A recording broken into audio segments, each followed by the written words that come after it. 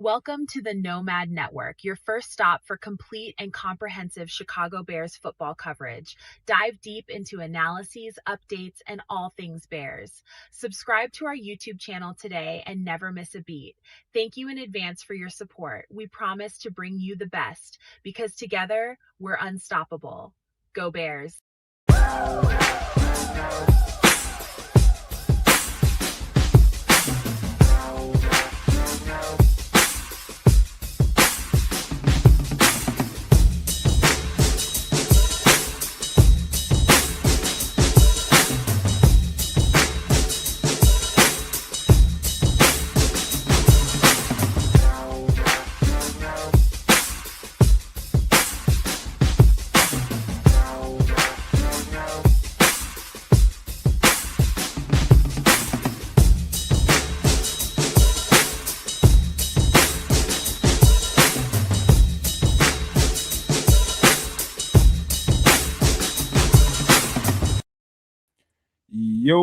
Yo, no maniacs. Welcome into another edition of some Nomad at Night. We got a good show for you all. Several players to get to. Some of them you guys know. Some of them were from requests, and I'm just now getting finished with the breakdowns, kind of. But yeah, we got about 7 or 8 guys to talk about. Again, several of them you guys probably know or at least have heard of. Got that going on. We're going to probably get to a mock draft or two. We'll see how it goes with the fellas tonight, and maybe you all can get involved in that. Man, that intro, man, every time it brings such a good feeling on when I start thinking about these Bears, man, because it's almost like after I made that thing, they just start kicking behind or something. I don't know what it is, but that damn intro music is happy news to my ear. I mean, just music sounds good to me anyway, but because of what it meant this year, I don't know about y'all, but that was some happy ass music to me. So, man, I'm just excited about my own work, but also about these Bears. Man, it's about to be a hell of a show tonight, man. We got a bunch to talk about, man. We got a updated 30 visits list coming up here in a second. It's not very much news, one or two more new players on there, but information is information. But without further ado, man, let me kick it on over to Canada with a alley-oop and see if he can jump today. Boom. Sunday night, couple of days before the NFL draft, and we're going to go over some players once again, get you guys a little bit acclimated and ready to see what we will be ready to see when the Bears step up to the podium this coming Thursday. So I'm pretty hype about it. Hopefully the rest of y'all are hype about it. I know these two gentlemen are hype about it. And all that being said, welcome in. Thank you for coming through. And big ups to all of you. Shout outs to the Nodge, AC Adam, Lord Crimson, Cornelius Squalls number 2, No Maniac. Who else we got over there? That's about the show for now. Most folks will continue to pile on in as we get it going. But all that being said, my brother Triple R, what it do? Yeah, what up to everybody? Nodge is in here talking about let's go, motherfuckers, let's go. We get it. Lord Crimson, yeah, and like kids already gave the list. AC Corny. He said he's here so he don't get fined. Yeah, I got no comment. I'm just here so I don't get fined. I feel you right on. But yeah, big up everybody. We made it to the final Sunday before the damn draft, and there are only a few feuds about why this prospect sucks or why this prospect you have to fit your system to accommodate, and why this dude's an idiot for thinking this prospect is good, or this dude's an idiot for thinking this prospect is bad, and people will lose their fandom if their favorite team selects X at this position.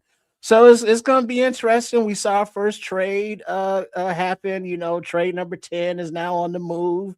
So it's like, man, what's going to happen this week, y'all? It's like, shit, let's go. Go ahead, no man. Let's go. Man, you know what's funny about all that is, it was a lot of talk for like the past 2 weeks about Dexter Lawrence, him being acquired by the Bears. I heard the Bears were in the conversation. I don't know if it's true or not.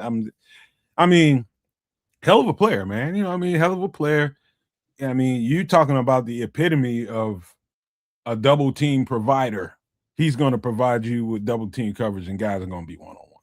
That's just what he brings to the table. It's not going to be no hell of a guy that's going to turn the lights out with sacks or anything like that. He's he's an interior defensive tackle. He's a nose guard, but a hell of a one at that, though. But I like it for the Bengals. The Bengals really need it. Suck. They defense suck, but the fan base is really tripping about it. I tell you that much. They are upset about the team giving away that kind of draft capital, and they've been giving it away for. I mean, come on, Nomad. I mean, the 10th draft pick, big whoop. I mean, you had all this beef with Trey Hendrickson, with his money and all that. Here's what we're gonna do. We're gonna pay the 28, 29-year-old sexy Dexy for him to do his little dance and shit. And we're going to give up that 10th round pick so we ain't got to worry about getting no early round busts. And ain't got to worry about paying nobody that kind of money because we already going to pay the 30-year-old dude that got the sexy dance. So, it's logical for the Bungles. It's just known commodity versus projection. That's all it is. We say it all the time on the channel, man. Every draft pick is a projection. I don't care how good you think he is. He is still a projection. They went with known commodity and gave up the draft capital, and the fan base, fans are going to be fan like a mother effer, and that's just how they go, man. I think it's a good trade for him. A good trade for who? The Bengals, because if Joe Burrow and that offense can put up. The Bengals defense really was sucked really bad, in particularly defending the run. And if Joe Burrow is they've got the kind of weaponry on that team, they can put up 50 points with ease, bro. Let me tell you. All you need now is to keep the the offense on the other side of the ball from putting up 52. Well, there's that. But the problem is Big Dexy he's like a two-down guy. So that saying about cutting off your nose and spiting your face? Heard it. Yeah, that's kind of what the Bengals have done, right? So they've let go of their pass rush and now bolstered the run. Which either is fine. I'm not saying one without the other is good because it ain't. You need both. Right? Like you need both. So I don't know what to tell you. So they just decided clearly, all I can say is maybe they just went with the younger commodity, which is. Let me cut to the chase for you. Let me ask you this question: if the Bears would have gave up the 25th pick for him, how would you felt? Here's how I would answer that question. I would it's a little bit rich, in my opinion, but a little bit. Just you know what I mean, a little bit rich. I think the 10th pick is super rich. Man, y'all gonna take this 50th pick and like it and shut the hell up. You know what I'm saying? I would like 50-ish, 60, whatever. We got a couple in the second. That's cool. I think that would have been totally commensurate for a DT. Super run, not to take anything away from Dexter Lawrence in that respect, but that's just. So you saying you would not prefer, but you would be happy with Dexter Lawrence over, let's say, a Mesidor? No. You heard what I said. You heard what I said. I said 57 or 60 in the second round. I just wanted to put a little more emphasis on that answer to Nomad's question. I think it's rich to assume Mesidor is going to be there at 25. It is, and that's the only issue that I like. Look, the two players at 25 that I'm hoping for, and this. If I'm Ryan Poles, and I say this way too often, if I'm Ryan Poles, Akeem Mesidor at 25 if available, Dylan Thieneman at 25 if available, possibly is it Emmanuel Warren? Warren?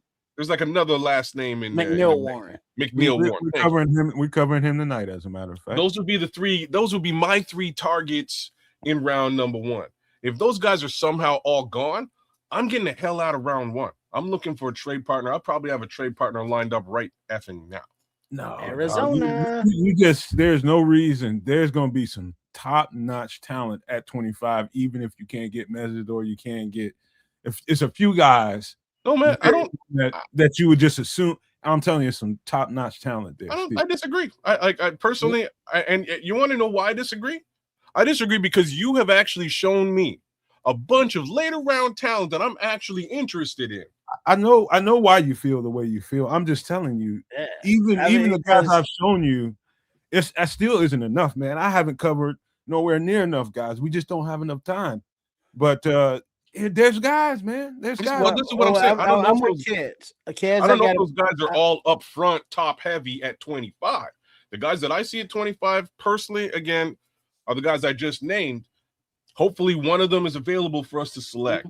If not, then I'm fine with Ryan Poles going, hey man, let me get rid of this thing, grab a couple of selections later in the draft, and go find some of that deep love. You've showed us a lot of, like, normally I kind of clown you because you'll go a little bit too deep, and I'm like, bro, like, who's picking a UDFA and shit?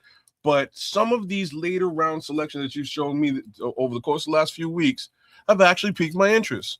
The Dame Tucker, Landon Robinson. Like, there's been a couple of guys that I'm like, you know what? Okay, if round one isn't the end all be all, let's get the hell out of round one and get some quantity and go find those guys a little bit later on. So you're openly admitting to previous assholism? No. Good try though. He never admit to it. Good try. No, what I'm admitting to is just that, you know, a lot of the time you pitch us on some like heavy reaches, bro, like that I don't see the team really even being in a position to find or access. And given that situation, I'm looking at this draft a little bit differently. There's a lot of talent in this draft, and I kind of feel that this particular version of the Chicago Bears brass might be able to sniff out some of that talent. Yeah, I think, like, at some point, man, I feel like I can make a case for a trade back if the trade back makes sense. I mean, I'm not talking about in some mock draft we're doing right here, but I can see a scenario. I can actually see both scenarios, trading up or trading back. Trading up seems rich, but if they do have a guy that they really, really have their mind set on getting, I was just looking at an article. I think the Chiefs GM put this out there, and he's putting it out there on open record saying that he expects a lot of trades in the first round of the draft. That's on ESPN if you want to check that out. And we also know that Ryan Poles likes to get his trade on. It's the interesting thing is I do believe, man, there's two guys in particular, maybe three, and more importantly, two. I think they really want Akeem Mesidor. I think they really like Dylan Thieneman. I think they also like the D tackle from Clemson as well. Maybe him a little bit less than those other two. Who's that, McDonald? No. The Clemson's D tackle. TJ somebody? TJ Parker is the edge rusher. We're going to talk about him tonight. I can't think of his name right off the top of my head. The chat, y'all help me out. But it's number 11. I guess Peter Woods.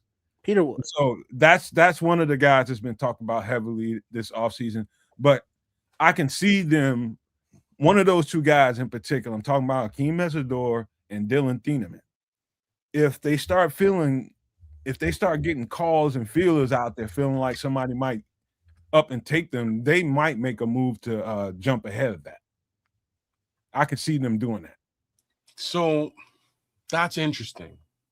A trade up like that, I'm not completely opposed to, because it'll like, if we're talking about, you know what I'm saying, like a position or two. You know what I mean? Like, if you're at 25 and you're jumping up to 23 or 22, it's not as costly, if you will, right? Like you could probably just flip a second or flip a third and get up two spots. It's not like you got to send next year's one or you know what I mean? Like you might be able to do it on the cheap. So let's, like, you know, we'll see how the chips fall, but I kind of expect them to have their specific best players available in that area, and they're going to aim for them. If those guys are gone, I'm hoping by hook or by crook, Ryan Poles gets the hell out of Dodge. Well, that's what like Corny's saying there in the chat. Hey, what up, Benji? He's saying that is Peter Woods better than Caleb Proctor? You see, He this does is not think so. See, that's one of the things I'm talking about here. You know what I mean? It's like that's what I'm saying. If I'm Dennis Allen, I like Peter Woods. I think he's really, really good. But to go and be ridiculous about trying to get him, that's a whole other thing. And when you're a coach and you know talent, you can see pretty clearly like yeah, you can get that kind of level of production out of Caleb Proctor as well. Just got to work with him a little bit more. He's gonna have to step his game up to a different talent level. And I know from what I've seen on tape, he's capable of doing it. I mean, when you put a whole goddamn defense on your back all the time and you never really take plays off, you never really come out of the game, this guy's got immense talent. I wasn't just landing on thick when I was talking about Caleb Williams over here on the channel. I'm telling you, that's a super, super duper talented dude. And just because he's not the name that everybody's talking about out there, or the 3 or 4 names everybody wants to talk about at D tackle, that don't mean nothing. Coaches are looking at this draft deeply, just like we're trying to do here tonight, man. So I'm glad that we mentioned him over here on the channel and broke him down. I'm glad people got eyes on him. And I can tell by the responses in the chat about him the last few weeks. People feel strongly about what they're seeing on tape. This is what I'm trying to say. There are some later talent that we don't have to, like you kind of don't have to blow your wad at 25. You don't. There's some later talent that you can find at you can find a little bit further back that will fit the specific requirements of this team. So, best player available at the positions of need. You make your selection, and away you go. That's kind of how I see it. Caleb Proctor is, in my opinion, much better than Peter Woods, or at least he would suit the team a bit better than Peter Woods. Peter Woods is a bit more polished, much like Nomad said. But I think you'll get what you need out of Caleb Proctor just the same. And realistically, you trade back any of the next 4 selections, and you get 2 selections, and you can get a Caleb Proctor and a Landon Robinson. I mean, there is like every year, I'm always looking for those UDFA. It seems like about 4 or 5 every year that really turn up, turn out. Maybe not on just one particular team, but all over the NFL. Probably more than that. UDFAs, if you got the right coaches, I don't care when they're acquired, where they're acquired, whether they were drafted or not. That's why I don't care where the projections are. I just look at what they can do and what we might need and how that person's talent might line up with what we're trying to do. And I can just imagine that player in the scheme. And so once I can do that, I don't care what the projections say he might go, because that guy can end up being that dude. That's from a UDFA. Oh, that goes without, it goes without saying. It's really got everything to do with the scouting talent in the Chicago building, man, at Hallis Hall, and their ability to identify that. I think that they can. I think that Dennis Allen has an eye for these things as well. You know what I'm saying? So I want to give them that opportunity to sort of take a good look at the available talent from front to back. And if you can find something similar to the guy at 25 later in the draft, do it.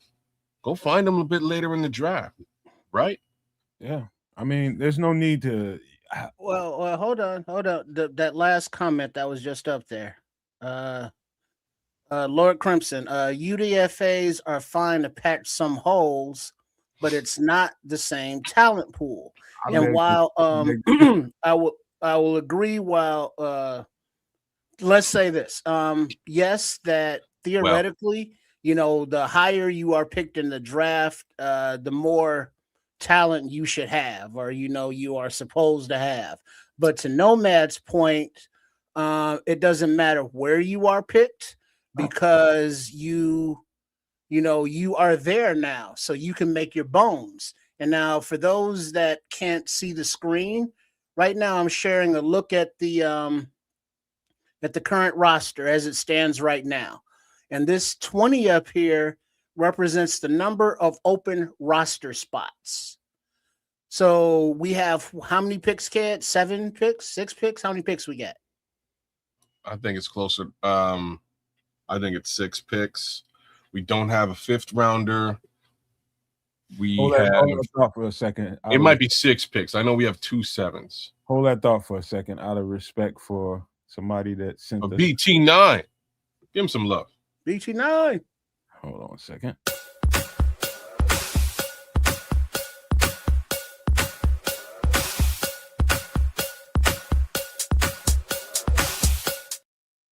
Ooh. Anybody want to read that? Thank you, Bear Truth. We appreciate it. It hurt me to read it the first time around.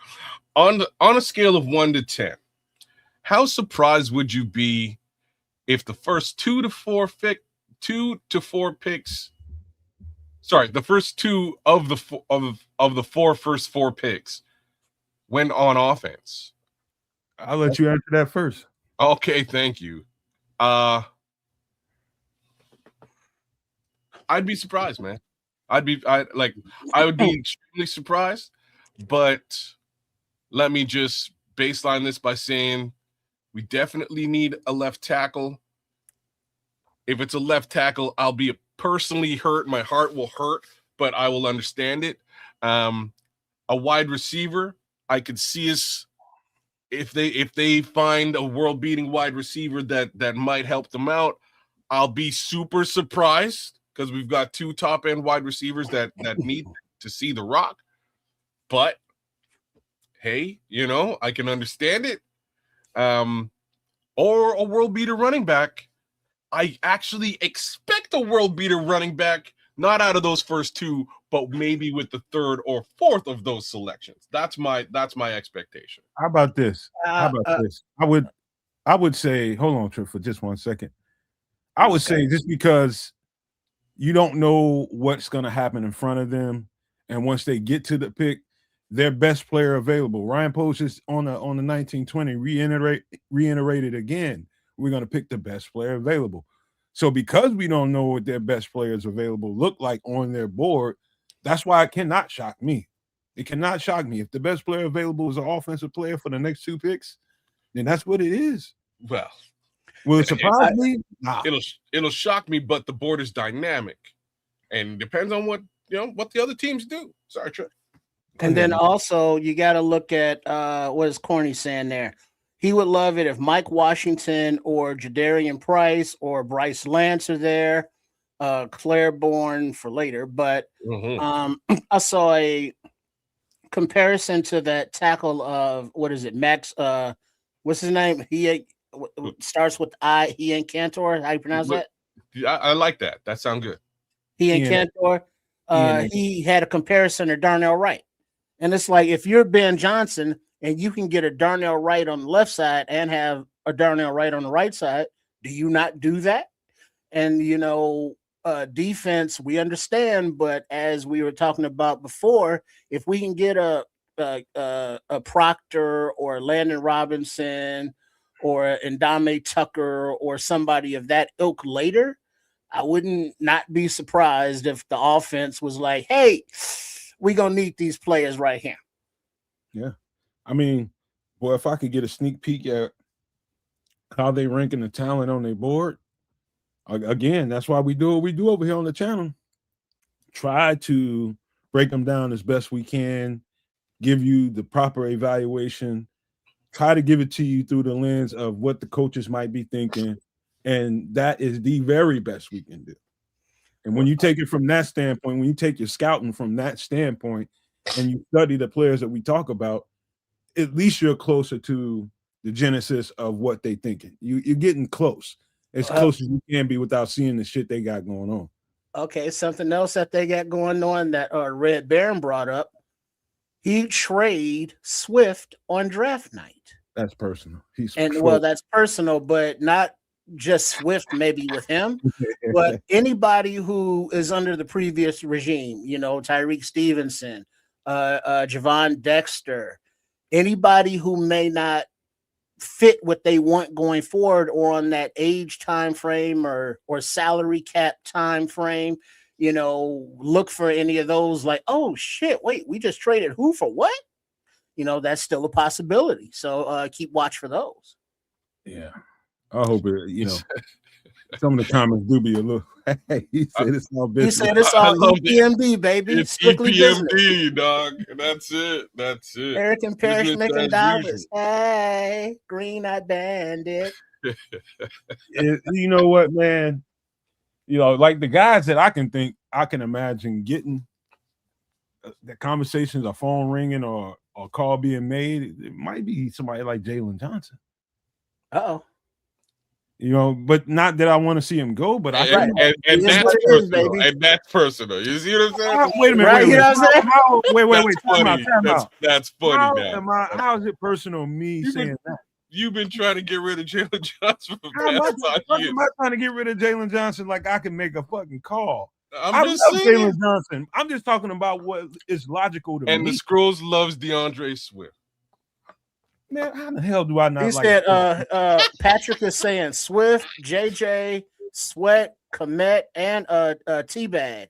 Because we keep hearing either the internet smoke or the smoke of Arizona, like in Tyson Bagent.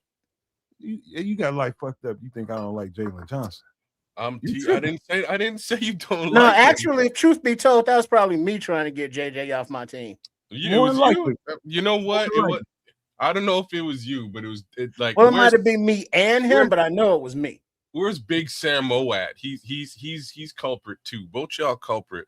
Y'all trying to get rid of JJ. Anyways, I understand. I understand. Red Baron. So y'all might disagree on Swift, but y'all agree on JJ. Girls like get rid of him too. Look, I'm fine with whatever they want to do in that respect. At this point, this team needs a full on the defensive side, needs a complete reshuffling, and whatever DA wants to do is what DA wants to do. All I'm saying, fellas, is I'm a different Nomad than I was the first couple, 2 or 3 times we did these shows.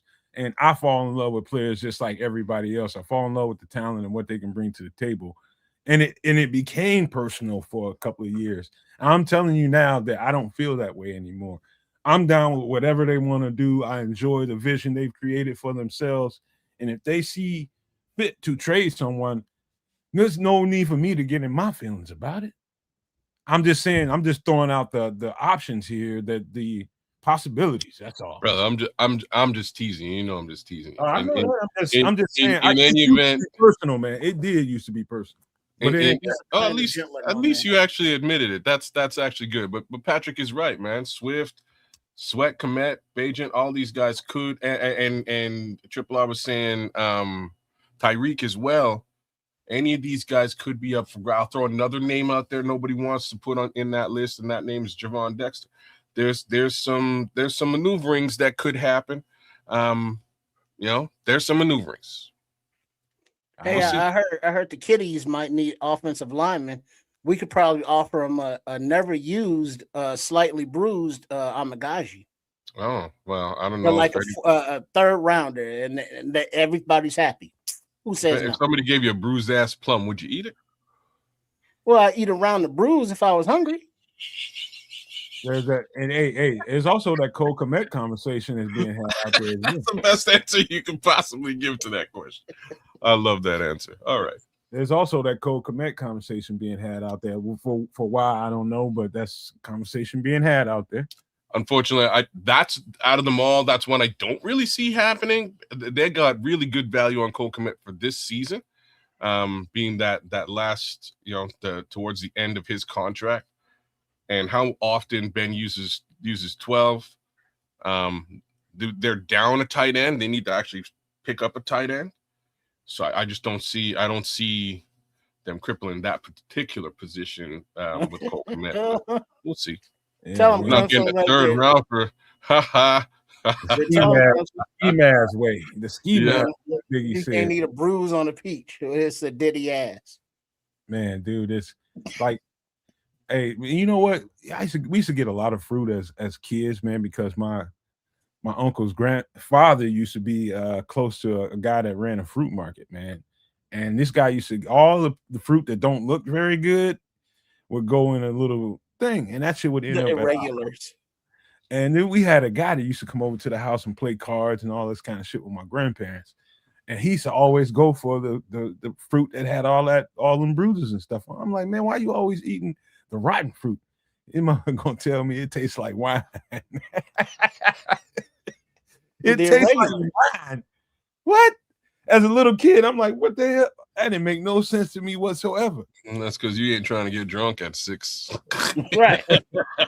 I'm like, what I want with wine? I just walked away from him scratching my head. Like, what the fuck is that all? You know, now he'll walk past that fruit and be like, see if it tastes like wine. He would literally come over to our house, be a big old thing of fruit that he sort through them looking for the most bruised up, rotten looking fruit, and he'd eat them. Makes it the sweetest. Well, be that as it may, I don't see, like, I'm with Scrolls though. Like, I don't see anybody giving us a third or anything like that for Quran. Good Lord, we awfully brutal. We might not be able to give him away. Let's go and kick this bad boy into full swing. But first, let's see how life has been in this week with everybody. Kids, how's your life been? What's been going on with you? Regular stuff, man. Regular stuff. Nothing special. Update from Extra Sauce. Jose is no longer with the company. Oh damn, Jose! You were dry snitching on that man. I was rooting for Jose too. Me too, man. I'm telling you, man. Jose, man, I feel bad for Jose because Jose is no longer with the organization. Jose got some shit he needs to work out, though. He needs to work on himself. Why you drag Jose shit into the show, man? You get him in, man. Hey, man, I was just trying to share real life things with real life people, have a conversation. No, he's not dead, Crimson. He just don't work there no more. Yeah, no, he's alive. Actually, he's dead. Now he might. Well, let's take a no time out and not wish death on Jose. Like, please, he got no money. Live long, man. Live long and prosper, Jose. Figure your shit out. Right. But that's yeah. So that's the only little real life update I can give you. Outside of that, things I did. It wasn't me. You know who it was though? It was my kids dropped down. It was my counterpart, man. It was my the other homie from the West Coast wasn't having it because, like, between the three of us and the World Wide Web, the other guy, he likes to sauce it up. He sauces it up all the time, and the difference between him and Jose is he's straight between the hours of 9 to 5. You know what I mean? He's functional as all. I've seen this homie fall out of taxi. You know what I mean? Just face first on the ground, and I had to pick him. Homie, you all right? He's a little guy. I had to pick him up, and he's like, "Yeah, I'm okay." But you know, we went straight back to the bar like immediately. This homie likes to. He goes hard, so he can't even fathom what's up with Jose. So unfortunately, the other guy, who was very close to my boss, did the real, he kind of turned that knife, and the boss came to a heavy decision. But wait, define very close to your boss. They've been working together for 10 years. That's how it is. Working together. Okay. Something I want to throw at you, man. When this part of the season the off season is over, once we draft and we finish that process, they do the UDFAs, and I'm gonna turn my attention to kind of doing some telehealth and doing my mental health work and helping people out. Go back to doing some of that and kind of get on the clock doing it. It's a lot of people like Jose out there who is, this is what they do to get through. You know what I mean? And trying to work people through that and help them. Like, man, there's nothing in the world worse than somebody at 10:30 in the morning sauced up to the maximum already. He's just telling you without telling you, hey, dog, I got too much going on and I can't deal with it. And this is how I'm dealing with it. I'm going to do escapism. I'm just going to act like it don't exist. This helps me do that. And in a better way of saying it, you just running from your problems. No, and we all do that. And that's actually why I brought it up, right? We all do it. And in the end, it's just a question of, can you be functional during the hours of 9 to 5? That's all. That's all that the business is asking you to do. Be show face for X amount of hours during the day for that 8-hour period during the day. And after that, feel free to put you to be face down in a bucket of booze. You know what I mean? Like feel absolutely free. But before that, for that 8-hour period. He said, Crimson said, he knows you well, kids. He said, nobody tosses a dwarf like kids, male or female. Wow. Let's not go down the little people route, man. This show's going completely left. You almost got in trouble doing that before. Don't do that. Yeah, let's no tiny town references. Okay. Yeah. All right, man. How's your week anyway? Outside of that, like I said, I'm good, man. Trip, what about you, man? How yeah, just been I got my spectacles around my neck, like grandma used to wear. Oh, those are fresh and new? Well, no, these are the same ones. I just happen to clean them. Because being a spectacle wearer like yourself, sometimes you look through you through there and it's like, the hell am I looking at? And why can't I see nothing? And it's like, oh, because my glasses are dirty. But I cleaned them up. They're looking all nice, and it's not a shameless plug, but actually I need beta testers. brandbuilderspro.com. See if everything works, because I've been coding and I've been seeing it in my own eyes. But you know how it is, like when you taste your own food, you don't really know how it tastes. You need some other opinions on it. And it's like, I need y'all to taste some of my food theoretically. So check that out. And if it looks good, if you see something that's not working, either send me a message if that's working, or put it in the chat. Appreciate it. Because as many hours or you spend alone and just looking, and it's like, And say this thing one more time, Trip. Brand, BRAND, builders, BUILDERS, PRO.com. Brandbuilderspro.com. There you go. So y'all check him out. Help the Trips out. Make sure he's seeing what he's seeing what he's saying. Right. You know what I mean? See what I'm saying? Because those 12, 18 hours of just coding, it gets to be a lot.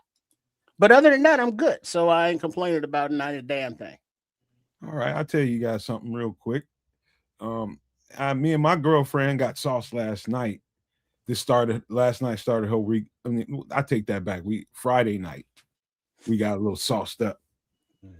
And I'll tell you one thing, man. If you guys like action and you like a little bit of drama in a TV show, if you haven't seen The Pit on HBO Max, dog, you are missing it.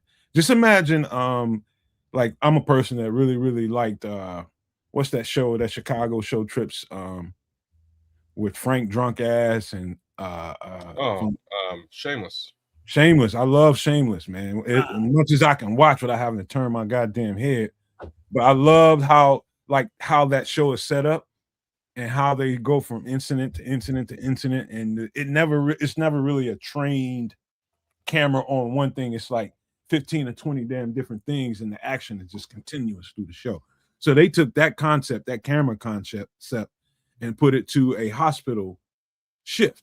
And the whole show, the entire season, is about one damn evening in an emergency room. And so just imagine all the people, all the mishaps, all the crazy that can come rolling into an emergency room, and you get to see all that. And it's really graphic now. It's graphic as hell, but really, really good show, man. I love that show. And, me and my girlfriend recently, she's been bringing, work home sometimes, and I'm talking her through stuff. And you can watch a show like that because she works in a hospital setting, and just take some of the stuff that goes on there. I can tell that she's growing from it. And so she's in love with the show. And it's just a nice little something that, you can have going on with you and your mate, man. So I encourage you guys to check that out. If it's something you and your girl or whoever can get into, man, it's a really, really good show. Got that going on. Plus, some other little personal stuff going on around the house, man. Just like the storm tore up, and we had a really close call here what was it, day before yesterday. Storms riled up around here pretty good again, man. And I had to do some cleaning up just today, man. It's a lot been going on around here, man. So, Lord, I hope everybody's property is good and everybody's getting what they need to as far as insurance coverage and all that kind of stuff, because the storm's been different this year. Man, I tell you this. I think it was Monday night too. It was appreciate it, Red Baron. Website looking good. Appreciate it. Whatever night the storms was, heard sirens going off, the ring, and it's like, oh shit, that's not right. And the power flashed, and I was like, damn, ain't no work going on tonight on, computer wise. And so I actually went outside and looked, and lightning bolts was coming from the sky to the ground. And I was like, oh shit, and then the wind was, 30 miles an hour. It's like, oh, this doesn't look good. But it blew over pretty quickly. And so people, were checking on me because, on the news, it was like in the area, they knew there were storms. And so somebody sent me a link to like one of the weather guys on YouTube, Ryan Nall or the other guy, but they were not storm chasers, people that go and get the scientific data from storms. These were tornado interceptors. And what that means is they drive their vehicles and they intercept tornadoes by getting in their path as they cross a road, and they get inside the tornado and as it passes by. And that's some straight up those people shit. But they was doing that in this area, and then there was trucks blowing over on the interstate. It was not a beautiful thing. But Mother Nature does what she gonna do. And Wisconsin had half of those towns up there flooded out. Ryan Hall, y'all. That's you. Ryan Hall, y'all. There you go. Yeah, there's a guy that used to be with Ryan Hall, but now he's doing his own thing. I can't think of his name right now, but he's got this custom made vehicle that supposedly, you can drive into, and it's heavy enough where you can drive into a storm. And you're talking to running back? Yeah, the Dominator. I think they named it. That's the name of it. That's what he named it. Yeah, Ryan Hall, the former running back. Okay. But I think the YouTube guy is Ryan Hall, and then there's another one, Max Velocity. That's another one. But this guy is Reed something. His name is Reed something. No, his name is Reed something. I can't think of his name. Y'all that watch weather, y'all, somebody in here know. I know they know it. His name is Reed something. But he's got Hey, Trip, would you, if I put some money together and got us some storm chasing equipment, would you roll with me? Big money in it. It's big money in it, man. I'm just saying. Yeah, I'll do your tech support from a distance. I ain't taking my black ass out there. Shit, I'm too old for that. Well, maybe a few decades ago, I'm down. Let's do it. But now it's like, no, I'm good. You know what I'm saying? Because if I get my 10,000 steps in, the next morning when I got to go take a piss 10 feet away, it's like, ow, ow, ow. I ain't getting in no truck and being like, oh, we got to run for cover. It's like, His name's Reed Timmer, Trip. Reed who? Reed Timmer. Reed Timmer. Okay, not familiar. Yeah, that's the one with the Dominator. Okay, that's his name. Yeah, I know the Dominator. I just don't know his name. Okay. Yeah, he's out there. What? It's not scientific. That's just some more of that thrill seeker shit. He's slightly crazy. Well, but to hear him live, real time, because it was real time that I was able to actually tune in and watch it on my phone. But they're like, watch out for the sheet metal, because if there's any debris flying around in that funnel, that could dominate the Dominator or any kind of vehicle they may be in. And so they never know. And it's just like, what's gonna happen? Ooh, are we gonna die? Dog, it is bad, and people are already still recovering around here from the last storm, and we just had a pretty close brush with another disaster, and it was pretty rough, man, for about a good 30 minutes. And it was it's a lot of debris around. And so today, and you know, I had to go out there. It's freaking holes. I had to get up there with the Flex Seal. I got to get on the roof, and I'm already nervous to be on ladders. I'm climbing up and down that ladder, and that ladder is shaking like a bee because I hate heights, man. And I'm nervous when I got to climb something, man. Probably seen too much shit on TV, but man, I got to get on my roof and patch up shit. Man, it's bad, bro. It's bad, man. So storms are getting worse. I'm just telling you, we're not used to this in this part of the country, kids. I don't know what it is in Canada, but tornadoes and shit like that. I don't know if I can remember this many brushes with tornadoes my whole life. I don't know about you, Chris, but I don't remember none of this kind of stuff growing up. All I can tell you, like, where I'm at is in a valley. All right. It's part of the reason why it's as cold as it is, and part of the reason why we get the level of precipitation and snow that we get. Right. You know, just you got to think about a valley. Heat rises. Shit cold down here, man. You know what I mean? It's cold down here.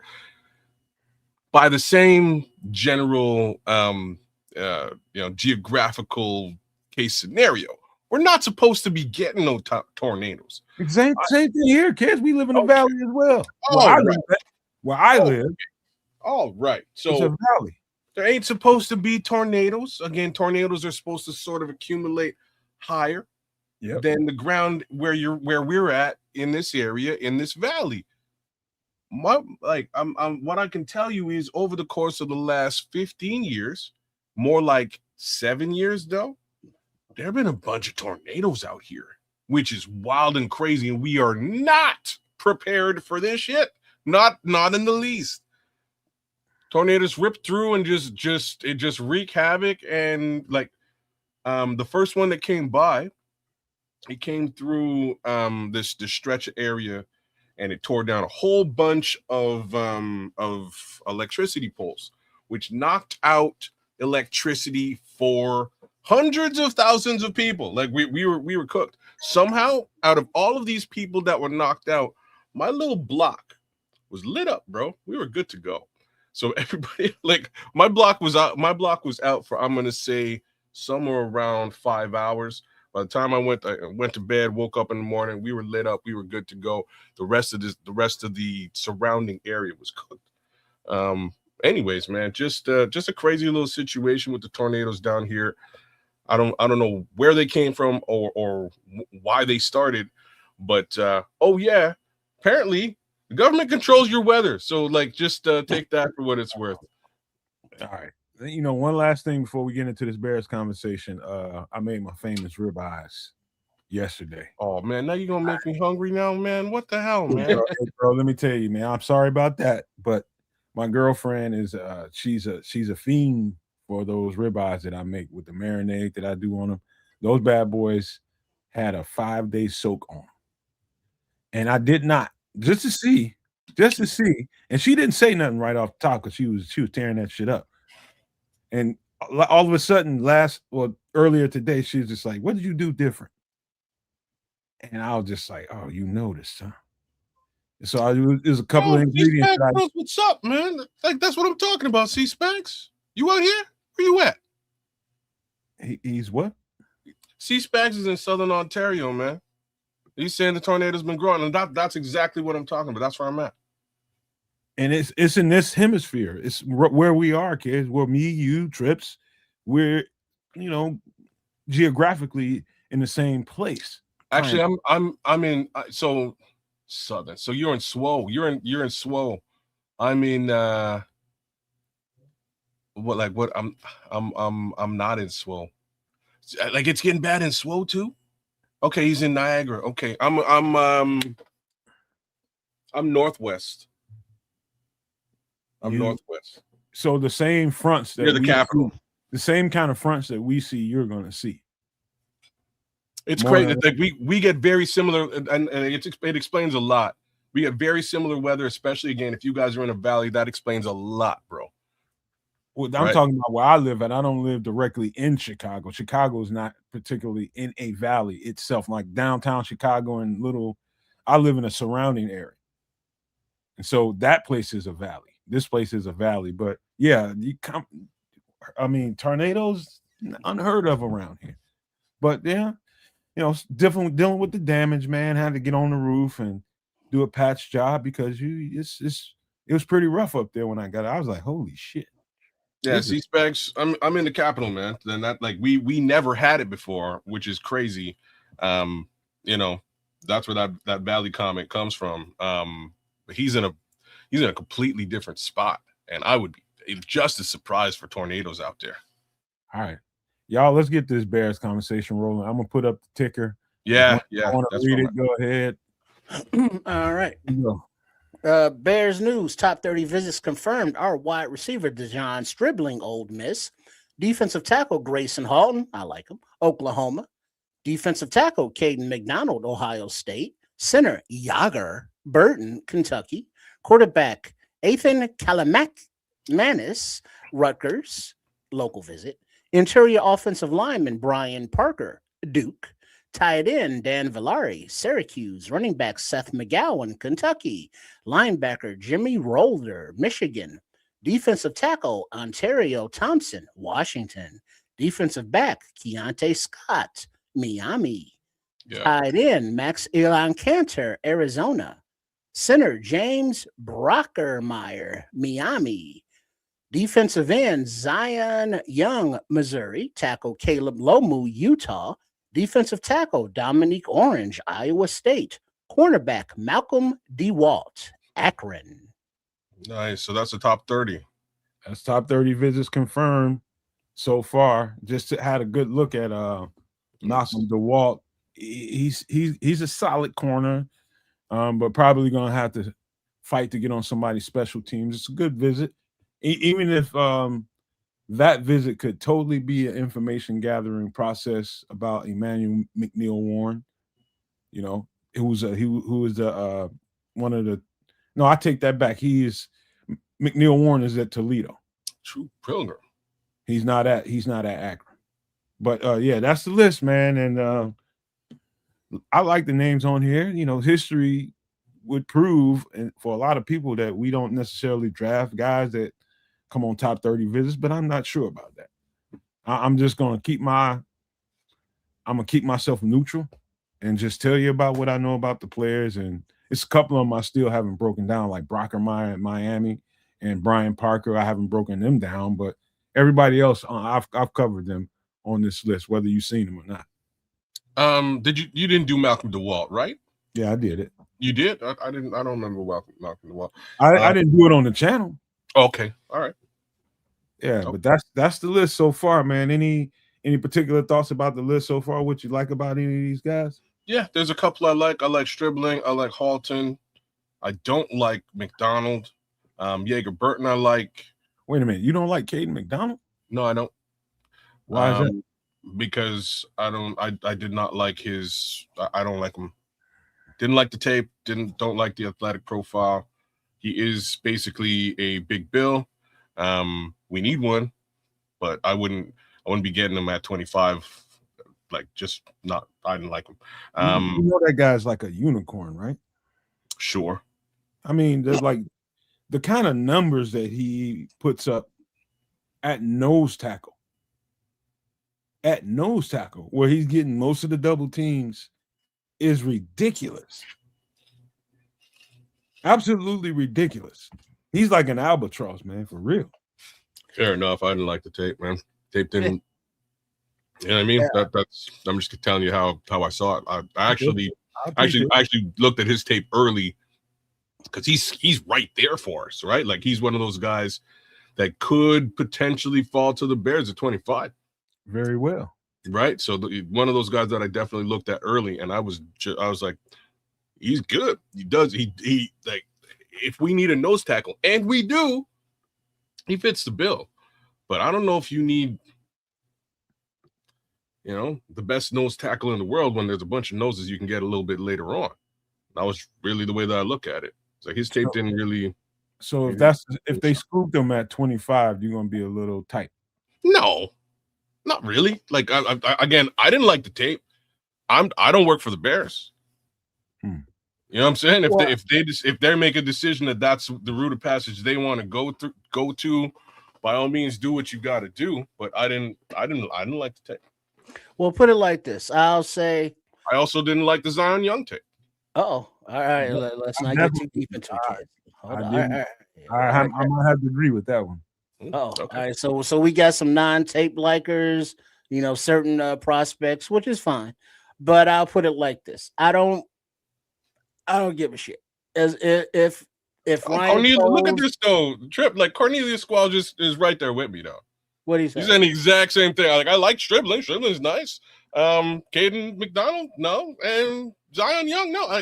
I'm saying the exact same I thing. guarantee you, kids, if you watch that tape with me, if me and you got into the studio and we scoured that tape over again, if I said some things to you throughout play in and play out, I guarantee you look at his tape different. Maybe. Yeah, but the thing is, if they say at pick whatever, the Chicago Bears select Zion Young, now y'all gonna be mad and all disappointed and shit.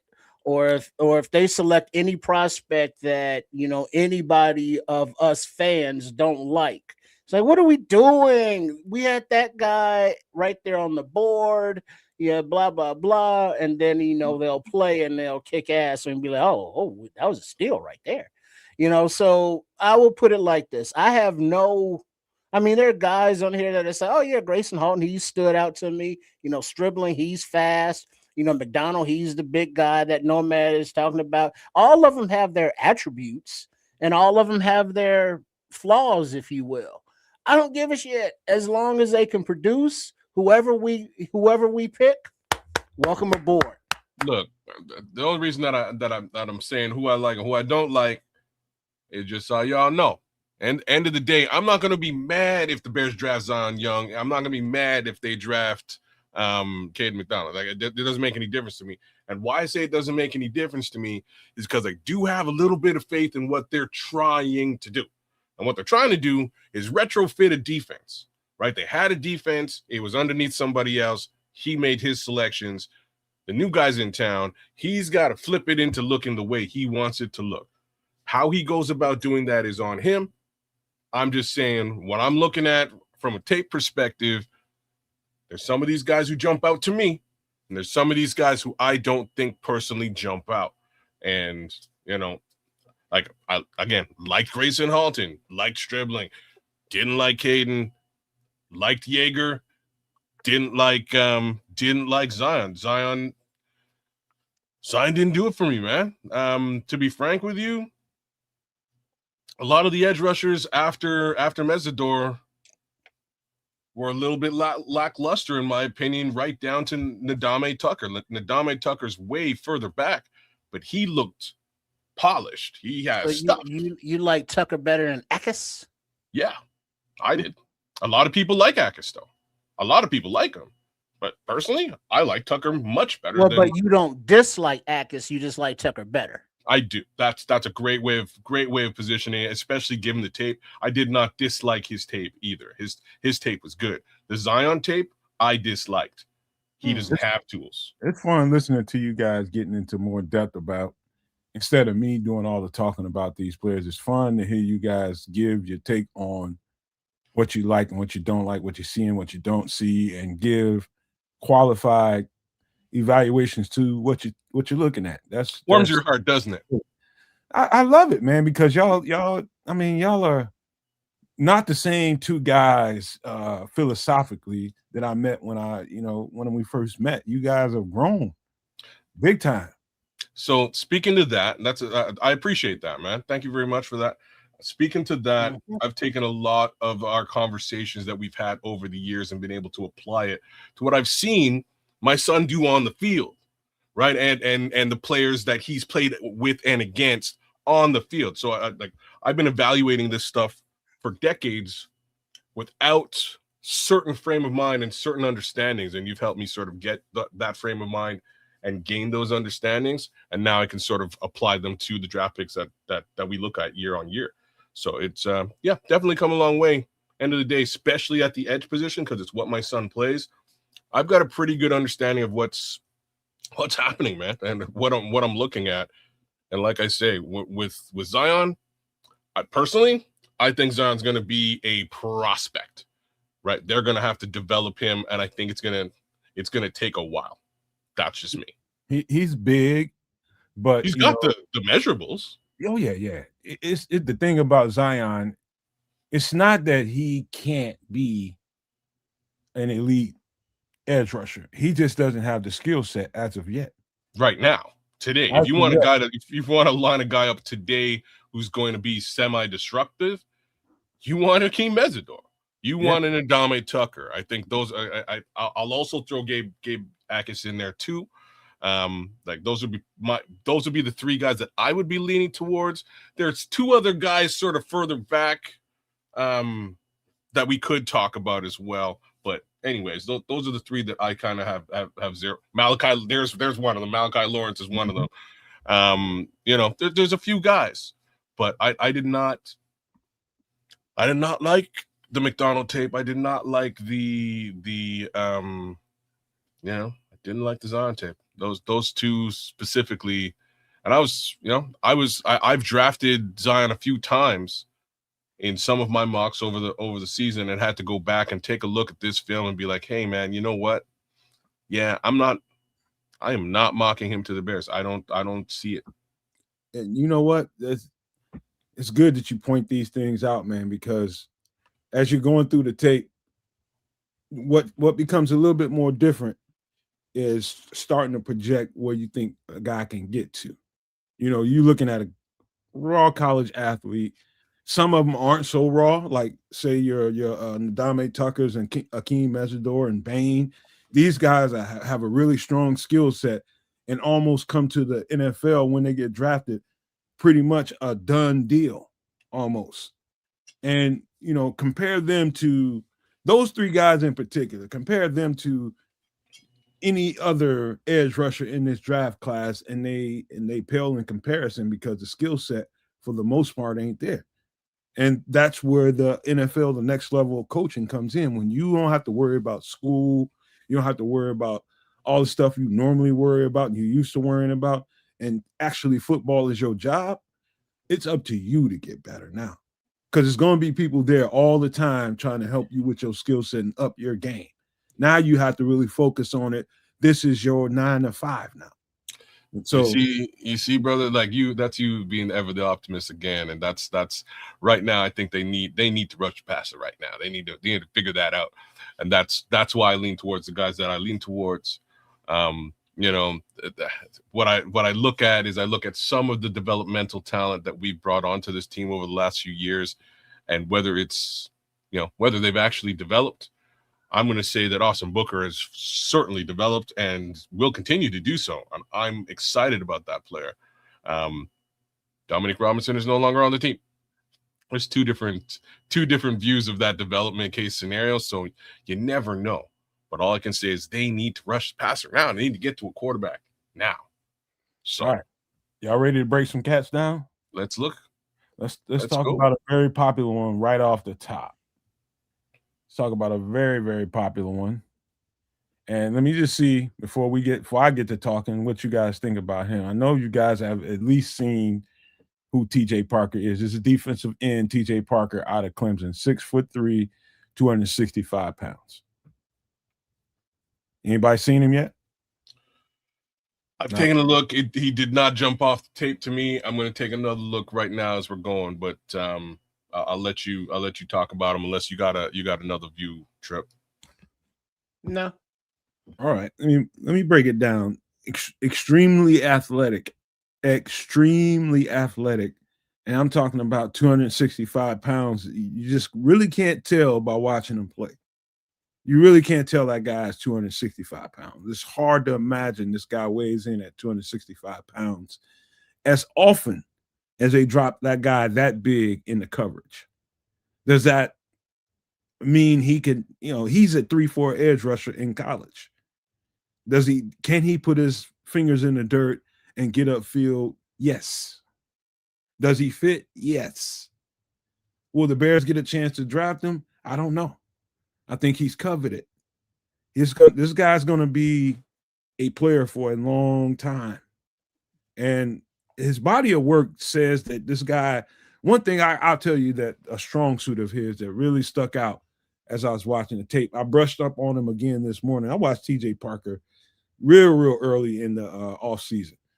And his, you know, on the Karate Kid movie, Daniel's son is, you know, the Asian guys teaching Daniel's son wax on, wax off, all that. Miyagi. So imagine a wax off move with two hands. Something that TJ a what now? A wax off move with two hands. All right, just wax off swipe. He's double learning outside blocks. when he's leaning into the tackle, mostly on an outside rush. So when he's coming around the edge, he's been in that corner, and that tackle is trying to stop him. He's got a two-hand wax off swipe that is starting to really get better and better, almost to the point where he's almost mastered that thing. And when I know he's going to use it 9 times out of 10, if it's a they need to get off the field down. And I believe all the tackles kind of know it, and they can't do nothing about it. And so what they're trying to do is kind of hop set them and kind of go, you know, jump ahead of them and try to force them inside. Maybe they can handle him a little bit better, because if he gets on the outside of you with that bend and that lean and that power that he plays with, and he uses that wax off technique on you, he's gone. He's off to the races, and the quarterback be damned. He's got a skill set. He's got a nice counter move, little spin inside. It's not clean, but I've seen him use it, and I've seen it be effective. He's got, let's just say, from the pass rushing skill set, probably a couple notches above average at this point. Not Akeem Mesidor level yet, but with some coaching, the guy can get really clean and can be really good on the next level. Edge setting, he's powerful. He's going to do his job. He's very agile. He's gonna take care of the run, and the more you ask him to do it in a 4-3 set that we run, the more and more he's going to get used to doing it. And so the options that he has at Clemson to, you know, play part-time fingers in the dirt edge rusher to part-time to, you know, a 2-down stance where he has to float off into a flat and cover down the field, he won't see as much of that in this defense. He's just got to put his fingers in the dirt and get down and dirty. Every now and again, with that athleticism, Dennis Allen's not a fool. He can see it's a strong suit of his. He'll drop him back there in coverage to fool the defense a little bit. But the man's talented, man. Young and talented. And it's going to get drafted early. Kez, what you looking at and what you thinking? All right. He's got some sneaky bend. That's what I'll call it. It's not like that Robert Quinn 45-degree stuff. He kind of I don't even know how to explain it, but he kind of dips his shoulder on you. Nice little lean.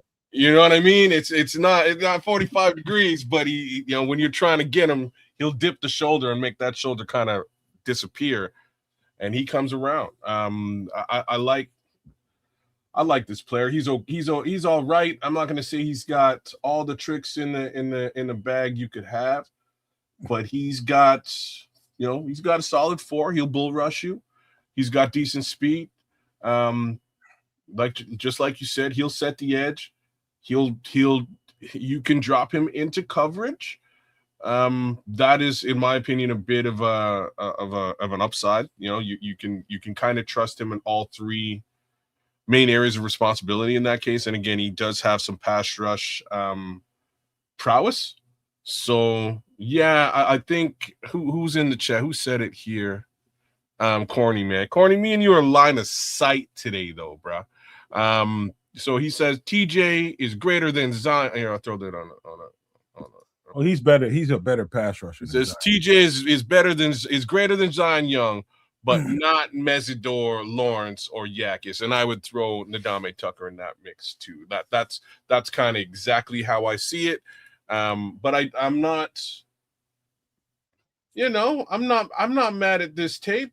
I'm not mad at this tape at all. He's decent enough. I will also throw Cassius Howland into this general mix as well. He's an interesting player too. But again, I don't mind this. I'm not sure if I would, not sure if I would do this at 25, but sometimes you got to do what a man's got to do.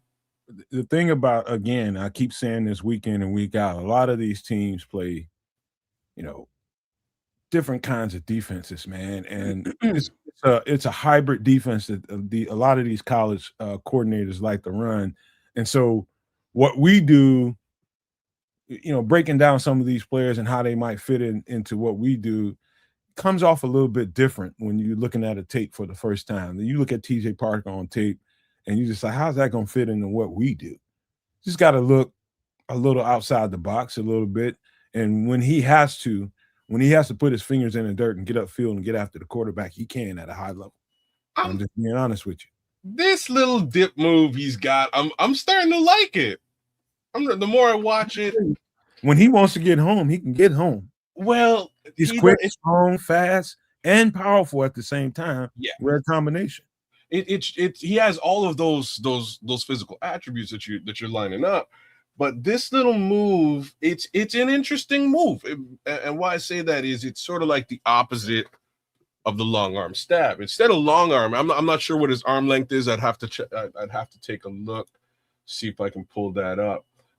But he's not long arm stabbing. He's allowing the tackle to get in close, and then he dips. And it's like I say, it's not like a 45-degree dip. He's just dipping his shoulder underneath the arm of the tackle and getting underneath it. And now there's a quarterback right here. And he does it all the time. I like this move. I'll tell you something, kids. It really came across. I believe one game, I think he was playing against either South Carolina or North Carolina State. I just can't remember. It was a team with some red. And you can see the fear in the tackle. And so they were just so worried about his speed and this power. So it looks like he can beat you with speed and beat you with power. Sometimes it's like it looks like the tackle was just lucky that they was able to get hands on him. And then once they get hands on him, they kind of lean. And you can feel the lean. And once he feels the lean, he just boom. He does this dip. And that's what he wants. He wants to engage. Right. Mm-hmm. He wants to engage with the tackle. Once he's engaged with the tackle, he'll get them forcing their weight forward. Right. Well, put them on their back foot, get them coming forward, and whoop, and he's behind them. Well, that's part of the Mr. Miyagi training, if you will. Okay. Thanks, James. Is when you do the wax off, that motion, if you do the orbits to the same side and you feel the weight of somebody, their leverage, where to lean, how to their balance, how to get around it, how to feel someone. Pause. No Diddy there, Red Baron, settle down. Yep. But when that tackle is on him, it's like I feel his momentum going this way, so I'm gonna go this way. I feel his momentum going that way, so I'm gonna help him go that way, and then I'm gonna go this way. So I mean, that's all part of that hand training and that inline fighting training. Using your leverage against you is what he's doing. He's using your weight, inertia. That's using your weight, inertia, your leverage against you, and waxing that shit off of him and making you look stupid a lot. I wonder if he has a wrestling background, because that's exactly what that would, wrestling or judo, you would pull that in from those two particular sports. But yeah, that's what he's doing. He's truly using that tackle's leverage, getting him on his back foot with power, having that tackle like push forward. And once he feels that weight coming forward, it's just whoop, I'm coming underneath you, and there's nothing you can do, bro. And there's a lot of as they say in is it Hapkido or the Wing Chun, the push hands. It's like you feeling that push and that pull, that push and that pull. When you feel that push, knowing when to pull and yank and pull and go. Mm-hmm. Yeah. I'm glad you brought that up, Trip, because that's exactly the way to describe it. Because when you feel the weight of somebody on you and it's pressing and leaning one way or the other, you just make them pay for it. That's it. And there's a certain amount of instincts that come with that too. But that, like, it's a very interesting sequence, like it's a sequence of moves because he's coming in with speed and power. The power sets that tackle again on the back foot, which causes the tackle to go, whoa, and come forward. And as he comes forward to set his anchor, you're going underneath. And it would, you know what I mean? It would work better for a guy with shorter arms because now you're in close quarters with that tackle. I like that little sequence. I like TJ Parker now a bit more now that I've kind of zeroed in on how he's getting to the tackle, or sorry, how he's getting into the backfield. He lets him touch him and he ghosts him. Yeah. That's what he's doing, and it's very interesting.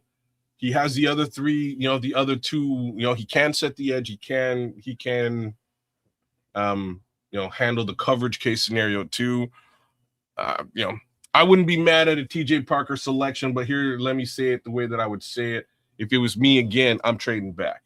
I would trade back, get a little bit of capital, and grab me a TJ Parker just a little ways closer to the end of the first round. Where's he projected there, kids? I believe 43 is where, around 43. So early second round, late first. So that's where I would be looking at a TJ Parker. All right, we're just talking about attributes here. All right, so this is TJ Parker, about 6'3", 265 pounds. Hell of I start thinking about what he brought on tape in a 3-4 setting. He's definitely a player in the conversation for the Chicago Bears at some point. He's definitely a guy. I'm just going to say he's got everything he needs to play in this defense and some. So and the next guy, man, this is a guy I did. This is Jonah Coleman, running back out of Washington, that I did a year ago. And most of the tape that I studied was him at Arizona. But, man, I almost forgot. Jonah Coleman is 5'9", 230. And boy, short and thick. You talking about, let me tell you something. You talking about a guy, I'm going to just talk about his attributes. His strongest attributes are really special. Elite and special vision. Number one, his vision is special. Instincts, special. Stiff arm, next level. What it looks like watching him is, it's almost looking like, it looks like watching David Montgomery, but with a little bit more speed. He's in a hole and he's out of a hole so fast. His lateral agility to bounce and go from point A to point B or C so instantly just throws the defense all off. And you add all of that, his visual instincts. I mean, his vision is just next level special, number one. But his instincts to know when to do the things that he does, stiff arm, and he can run with power. His contact balance is also special. Like, I heard somebody say somewhere, like 80% of this guy's yards happen after contact. After contact. That's crazy. You just think about what I just told you in a cocktail. Special vision, special instincts, great stiff arm, and to have a contact balance that is next level. Who did you just describe? David Montgomery. Or there's other ones. Every time I reach high, man, I give you a good comparison. You want to shoot it down, so I'm not going to do that. No, I'm not shooting it down. I'm saying Common Nungai. No, Common Nungai, I wish he had this kind of agility. I'm gonna agree with that statement, and I'm also gonna agree with he might be faster than Monangai as well. This guy right here he's got like a cocktail of 3-4 special things that is hard to find in one running back. Hard to find. Elite contact balance, elite vision, elite instincts, great stiff arm. Man, that's hard to find. He's got some shit about him, man. And you over there looking at that tape, and I'm telling you. You know, I am. The vision's nice too, man. He's got good vision. And when I say that, you want to look at the first breakdown, all you gotta do is go to the Nomad Network's homepage, YouTube channel, and you'll see the one I did for him last year because I thought he was coming out. Excuse me, but yeah, this is the second breakdown of him. But I forgot how much some of that stuff that I noticed about him the first time through. Man, it's gotten even better. Yeah, he's very agile. You're right. The vision is great. And when I say vision, he'll go north, south, east, west on your ass. You know what I mean? He'll go in any direction. The north-south running is special. And now I'm seeing the stiff arms now. Okay. These little short arms. He'll keep you off of him. You got little penguin arms, but he'll keep you off. Boy, you just put a homie's head in the dirt, man, with that stiff arm. Okay. Can he make house calls or does he get walked from behind? I haven't seen that. Now. He can. He doesn't have elite speed, but once he gets going, it better be somebody fast on the back end of the defense, or he's gone. I haven't seen that. He's faster than David Montgomery. Yeah, yeah, I'll give him that. I'll give him that too. But this dude's got some special traits to him, man.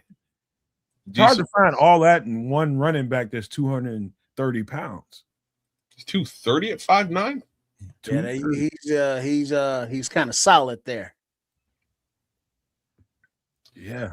Leo Factor, that's a good statement, man. He's a little pinball, man. He just bounces off player after player after player and just keeps on going. Like again, man, I say this again, and to this day, man, the little dudes like him give me nightmares, man.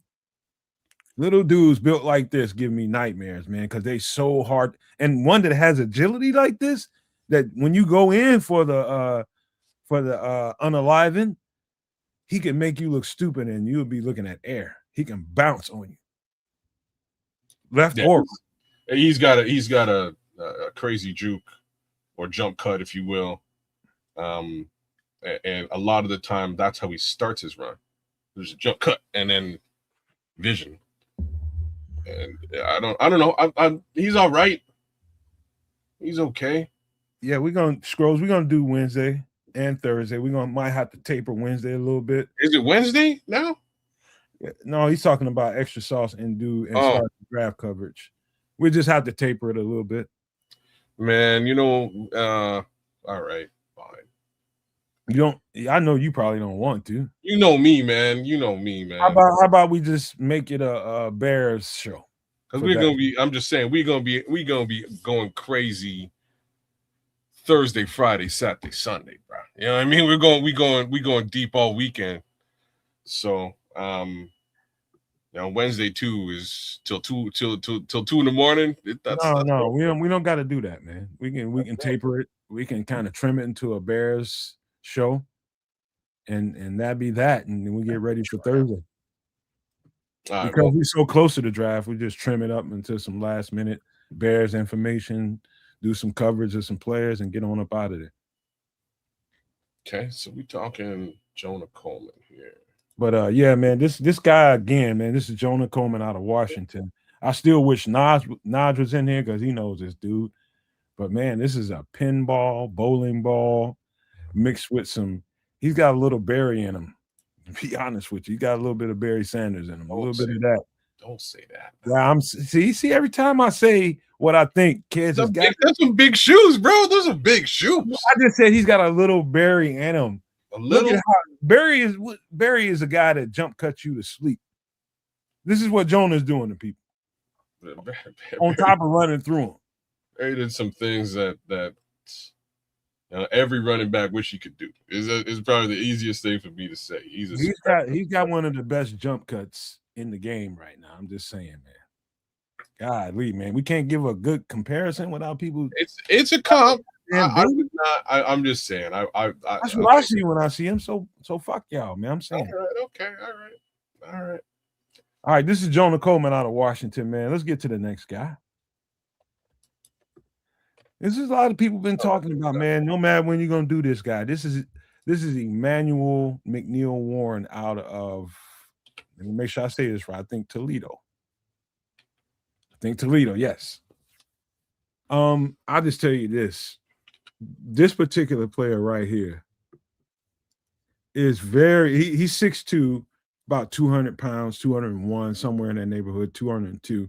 It surprised me how heavy he was, because at first, when I first started looking at this, I thought he might have been a little bit light because he was fast. He's so fast to get from A to B.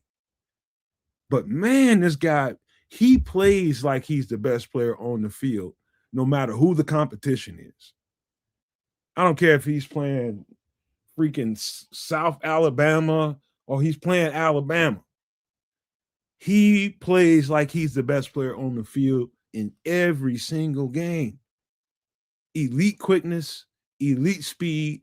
The closing speed is special. You don't even see him in the picture a lot of times when you're looking at the all 22. Next thing you know, zoom, in a blip, he's right there on top of him, making a form tackle, taking the right angle all the damn time. And he's a ball hawk. Emmanuel McNeil-Warren is a ball hawk. Anytime he's anywhere around the ball, Kez and Triple R, there's a good chance that ball's coming out. The timeliness of his pokes and his strips are on the money. You talking about FBI. This guy's got high football IQ, really high. And it shows up week in and week out with this cat. His range is outstanding. Form tackling and making sure he finishes a play because he's the last guy on the defense. His speed from A to B, getting from point A to point B, while that ball is in the air, is some different stuff, man. Half the time, that's what it is for a safety in the passing defense, is how fast can you get from A to B to finish this play? Whether you can get your hand on the ball and make a play on the ball is one thing, but how fast can you get there before this turns into a big play for the offense? He shuts it down.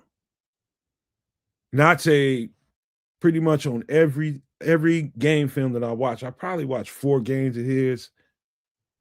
There was no doubt who was the best player on the field. I don't care who he was playing against. And he thinks like that.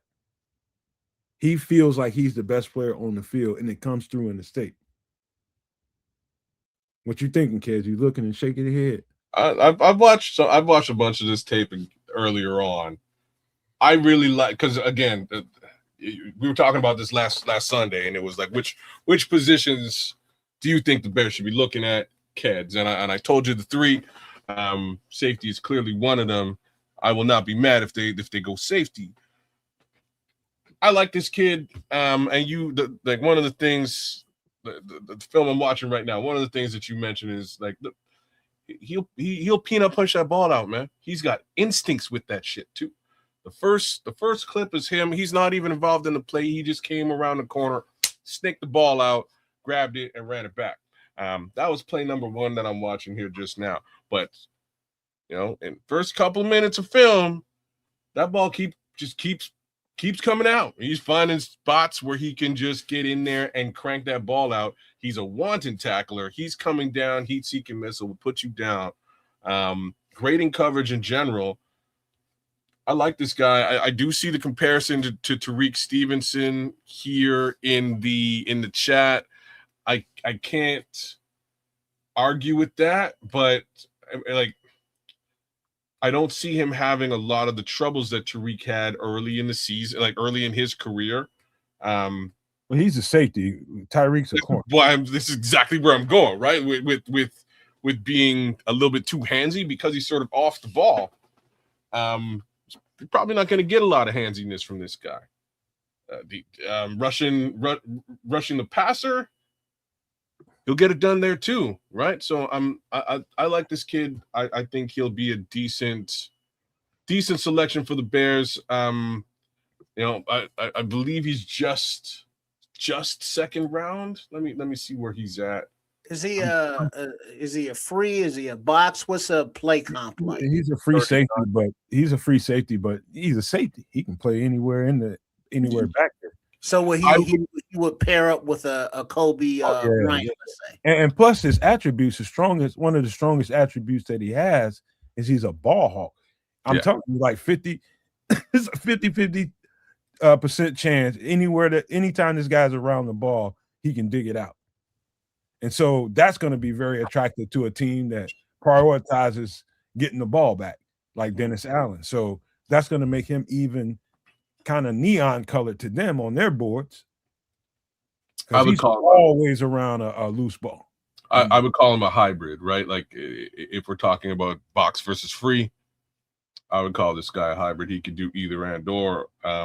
Partnering him up with Kobe Bryant, I would partner him up and call him the box safety. But you could switch him around.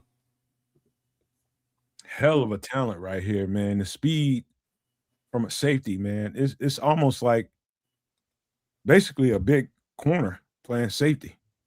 Yeah. Is what he is, man. His athleticism, his agility, his sense of awareness, and just knowing what the moment requires. That's FBI right there. And his height and arms don't hurt either, huh? That like 6'3", 32-inch arms back there. That's very, very helpful. Definitely gonna come into play. So this would be one of the guys, like if Dylan Thieneman happened to get away from you. Yeah. This is one of the reasons if they had Dylan Thieneman like the guy, one of the best players that if they wanted to draft a safety and they feel like he's a better player, if he goes before they get a chance, this keeps the Bears safe and not having to move around, just wait. Because you can get a player of this caliber if you don't get Dylan Thieneman. There's some other safeties. We talked about them on the show. But I think this guy has got I'm telling you, his football intelligence outside of some of the other intangibles that he brings to the table, I think is some other level. It almost feels like looking at a young ass Ed Reed from Toledo, not Miami. It's like he's got that kind of playmaking ability. Ed Reed was just like that. Anytime he was around the ball, it's a good chance that ball can turn the other way. That's not something you can coach. So you went with the big shoes again. Every time I do it, man, I'm teasing you, but I'm just telling you what comes to my mind when I see players like this and the attributes that they bring. It's just my recall. I'm going to show. I've seen this stuff before. Corny hit the guy that I see when I see this particular player, and it's Cam Chancellor. That's who I liken him to, with a little bit of peanut in him, but definitely Cam Chancellor with that. Cam Chancellor from the Legion of Boom. From the Legion of Boom, brothers. I'm not stretching when I tell you that, Pilgrim. When I say he reminds me of Ed Reed, just his instincts, man. Ed Reed had instincts of an animal, and this guy has instincts like that too. Yeah, he's got that football IQ. Big Sam O in the chat.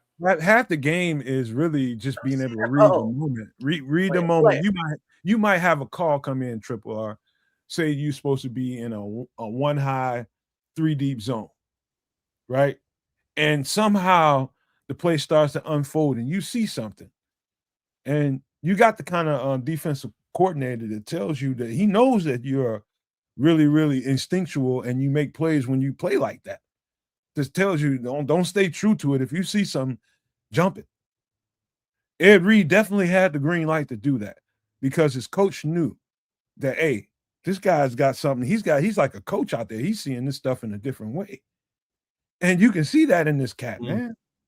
That's why I give him that comparison. He's got that going on now. He just jumps some shit, man, and he's right. When he goes rogue in the defense is what we called it. Somebody goes rogue, you better be right. Going rogue. He goes rogue, and he's right when he does it. Derwin James, another great comparison. Thank you for that one, Samuel. I agree, Well, Samuel also said that McNeil Warren baits quarterbacks into throws. That's the hallmark of a great safety, man, right there. That shows his FBI, his football IQ. Now Patrick going crazy. He said, "Go ahead, Nomad. Hit us with the next." Seeing Walter Payton. If I use that, if I use that, man, y'all will hunt me down with tiki. Y'all will hunt me down with damn tiki torches and shit. We coming to your crib. But I'm very impressed with this football player. It took me a while to finish him up because I had so many other players to do. I was pretty sure about him real early, but I waited till now to break him down, man. All right, this guy's gonna be special, man. I'm just gonna tell you right now, he got some special attributes. The vision, the instincts, the range to go along with it. You better be athletic as hell if you're gonna be going rogue in the defense and jumping shit. He can bring it, man. Yeah. No, and it comes off on the tape, right? It doesn't matter what kind of play it is. Run play, it doesn't matter. He's getting himself involved, and he might be the guy making the tackle, right? Like in any case scenario, it jumps out. So again, one of the prospects that I like. I like him a lot. Again, these are, in my opinion, scenarios where the Bears have that 25 and they can't get, those top 3 guys I was sort of suggesting earlier on. You make a little move back just a little ways and you get yourself some McNeil Warren love. All right. No, man. Yeah, I'm going to tell you right now, Patrick, I've seen so much football. Still to this day, Walter Payton's a one-on-one. He's a one-of-one. I've seen some tough football players, but I ain't never seen nothing like that dude. That dude is different. Well, even I got to throw Barry in there too. Like I'm just talking about what Walter brought to the table. I mean, he was just different, man. But that's a whole other conversation. Some guys, man, they're both. Yeah, I think Walter was a little more rounded than Barry. Not taking anything away from Barry, but Walter was more of had more tools in the box, if you will. Oh yeah. He was complete. The way to look at it is that they were. Both guys. I heard one of them coaches. I think I heard Dicker say one time. Let me get this guy off the screen. So I heard Dicker say one time. He said he had no doubt in his mind that if one day he asked Walter to kick field goals, Walter could do it. Bro, they've like. It wasn't just Dicker who said that. I'm trying to remember who else said it, but somebody said in practice he was kicking like redonkulous field goals, just screwing around. Don't surprise me. You know what I'm saying? Just crazy athlete all around across the board. It's tough to make that comparison between those two backs, but they are both amazing for completely different reasons. It might surprise you it might surprise you of all the stuff you know about me. You probably wouldn't imagine I was a hell of a punter. Really? I was. I can punt the shit out of a ball. Okay. Well, shit, I don't know my man's name, but the punter that's punting them 60 yards and then running the 4-3 down in coverage. Who's that? Be at UDFA. All right. I forget my man's name, but there's a kid who's a punter. And they were showing his workout tape. He was punting the ball like 60 yards, but he's a young kid, so he's running like a 4-3. And so he was running down in coverage. It was crazy. That's crazy. All right. We got a few more guys to get to. All right, let's roll. This is a lot of people been like, hey, Nomad, you heard about this guy? This is out of Boston College. This is Jude Bowery. I'm really glad.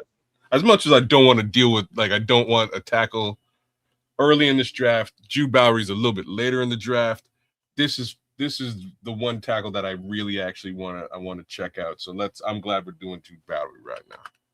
Okay, Jude is 6'5", 311, perfect size in my opinion to play left tackle. And what will stick out to you, and it will because I'm telling you, if you don't pay attention to it, you have no reason to not notice this now, because every time I watch him on tape, watch him fairly early in the process too. This guy's foot speed, foot quickness is different for a big man. This guy can mirror a mirror.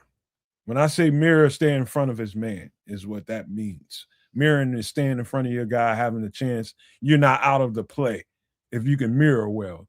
If you can stay in front of a guy, you got a chance to win that rep. next level foot quickness, really good mirror. And I'll just tell you this, and this is just a general statement. If you're an offensive lineman and you're looking to take your game to the next level and prepare yourself for professional football, Boston College is a place I would strongly consider you. I'm telling you, that's somewhere you should strongly consider, because the way they're developing offensive linemen out of that pro style system is really impressive, man. And these linemen are impressive at Boston College. There's a reason why, I don't think it's a bias thing going on with Ryan Poles. I think he just knows that these guys are being trained very, very well. Technically, these guys, I ain't going to tell you they're flawless because they're college players. They're not flawless, but they are very technically sound. This guy is very technically sound. When he makes a mistake, his speed and quickness corrects pretty much everything that he does. When he F's up, he F's up. When I say he doesn't F down. You know what I'm saying? When I say that, you can it's like you marry up or you can marry down. You know what I mean? This guy, when he F's up, he F's up. And so he can correct his mistakes during the play. That's what foot quickness can do for you. Right hand placement, good technique, and stick to those fundamentals. This guy is really clean to watch. I'm not saying he's perfect, right? Because he does miss at times with his hands, but his foot speed helps him correct it. So that's what I mean when I say he F's up. Very talented football player. Makes Ozzie Newsome look like RoboCop as far as athleticism goes. Ozzie Trapillo. Ozzie Trapillo. I don't know why I keep saying Ozzie Newsome. Thank you, Trip. Okay. I really like what I see here, and while I'm saying that, there's kind of something he does. Like the first thing that mirror that you mentioned, that's really evident, and I'm kind of mad because now I have to watch. I have to find a minute to watch a game. I got to watch a BC game now because I need to see how he conducts himself. Like I need to see him at a loss, right? I need to see a full game. I need to see what it looks like when you know what hits the fan. That's what I need to see. So far, he has a way of taking care of the bend, right? When an edge is bending around him, he pushes them right down into the ground, which is you don't see. I don't know. You see what number he's wearing, don't you, kids? 71. Yeah. Everybody's favorite. Anybody that aspires to be a left tackle loves Trent Williams. Yeah, it's a good. He's a great guy to be looking up to, right? So I mean, emulate all the Trent Williams that you can. He finds a way to get these guys on the ground, and that really shuts down that pass rush case scenario. That's the one thing that really jumps out to me outside of that mirror capability. Foot quickness, you can see it. He'll get out there in the run game if the need be, but as a pass pro, looks really solid, man. So because he's a little bit further back, like you asked me, who asked? BT9? BT9 asked a little bit earlier, would you be surprised on some offense early at pick 89, right, Sarah Collins? Maybe with that fourth rounder, that fourth selection in that the Bears have. Maybe you look at Drew Bowery or something in and around there. Maybe you trade back a little bit. He's getting traditional old school coach him up from Bill O'Brien. Samo said it. Ex-Texans coach. He's a real butthole, and he is, but good for college football.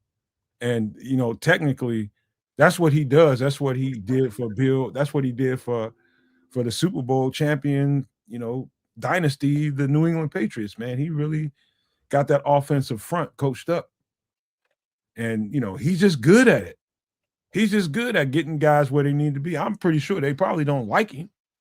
But, you don't go and get yourself ready for what you think you're capable of going to the final level by going somewhere where you're going to get patty cake work.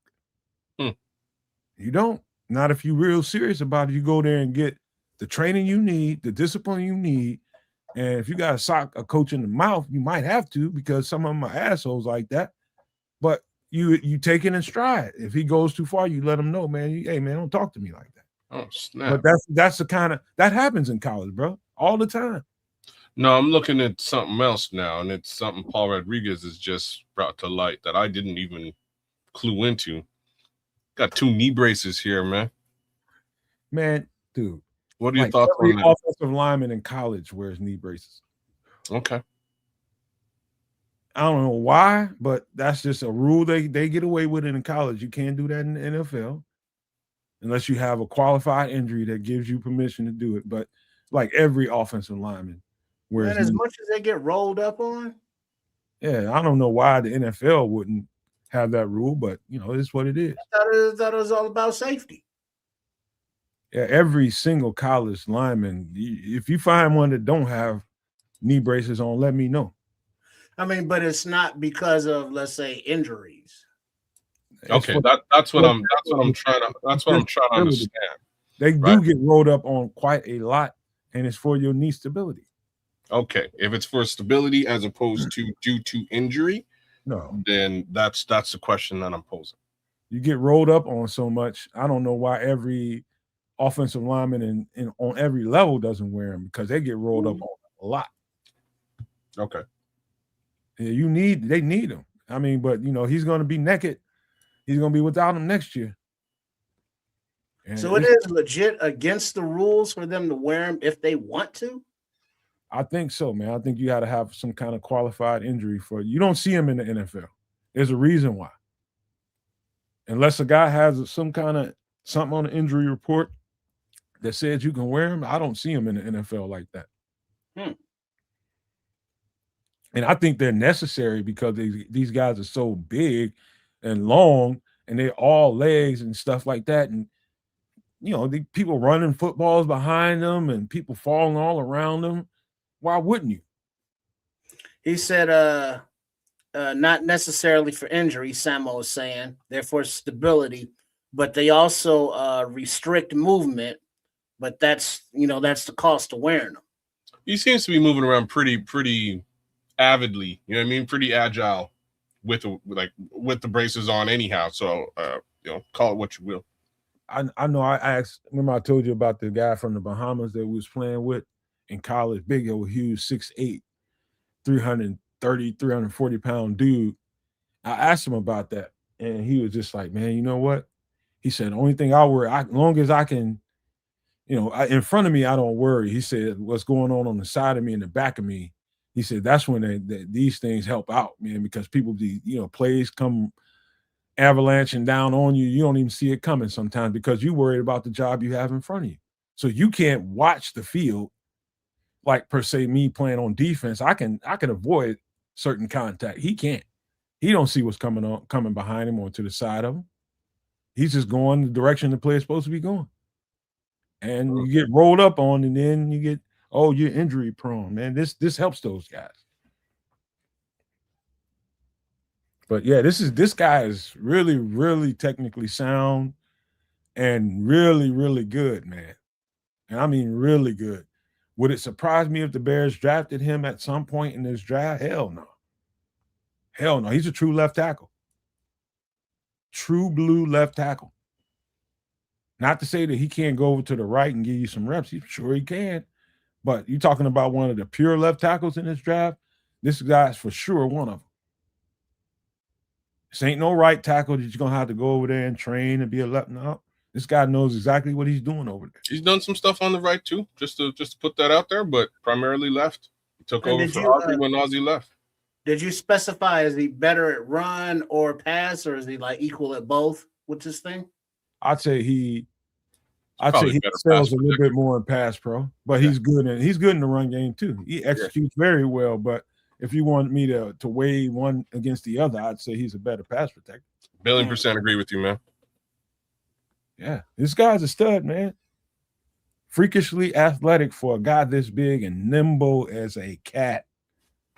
It's just weird. Every time I'm watching this cat, I start thinking about Triple R. Like, why am I constantly watching this cat's feet? Because they're just so quick. They're so quick, and it helps him mirror. That's going to keep you probably 50% ahead of the game if you have feet that quick that keeps you in the play. Because a lot of guys lose on the first or second move that an edge rusher makes, and it's over with within split seconds. He can correct his mistakes live during a play because of the foot quickness. And it saves him more times than I can count. This dude's got some elite up-level talent. I'm telling you, if they do get another offensive lineman from Boston College and it ain't him, I'm going to be pissed off. Mm. Know that. Yeah. But hey, stud. I think he's a stud left tackle in the waiting. And, I was going to say something about his anchor, but it ain't bad. It ain't bad at all. He's just so quick that that's the last thing he's going to do is have to anchor down on you. It's the last thing he's going to have to do. See, that's what it's funny you say that, because now I got to watch. That's what I got to watch. I got to watch a couple of full games of him and see what happens when he loses. How does he lose? These highlights. What's that? He hardly does. Well, I love that statement now. You know what I mean? Now I love that statement, but I got to see it. I got to see what it looks like when he loses. Does he have an anchor? If somebody beats him, let's just say somebody gave him an outside in, like faked him out and went inside on him and he missed it a little bit. His feet are so quick, he can correct it. And so the guy got past him. He's quick enough to get to the guy and push him to the ground before he gets to the quarterback. Mm. And so as somebody might look at that as a lost rep. No, he didn't lose. He finished that. No, I agree with you. I saw a couple of that, like a Euro step. You know what I mean? I saw a couple of those, and he uses pure speed to get that mitigated. Pure foot quickness, man. Yeah, man. I don't mind that at all, but I just want a bit more of a well-rounded take on Jude Bowery, because we know about Ryan Poles and BC, and I would be very surprised if Jude Bowery doesn't sort of wake up next week as Chicago Bear. When I first heard about his name, I thought he was a white dude, because I ain't never heard of a black dude named Jude. Hey, Jude. Like don't let me down. Like, this a black dude? That's I just never. Have you ever met a black guy named Jude? I listen to you. met a black Jude before. Let me begin. Black Jude before. Sorry, I had to make it better. God damn, y'all killing me, man. Let's get to the next player.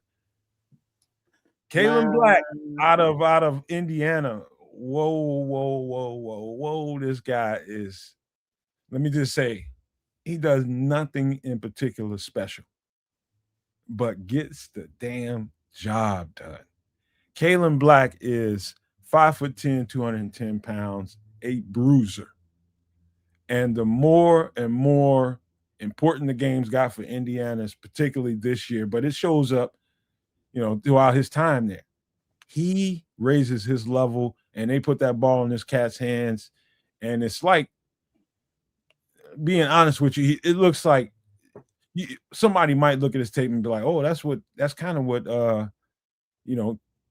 25 for the Bears look like a little bit," but I'm gonna say a little bit more Fred Taylor-ish.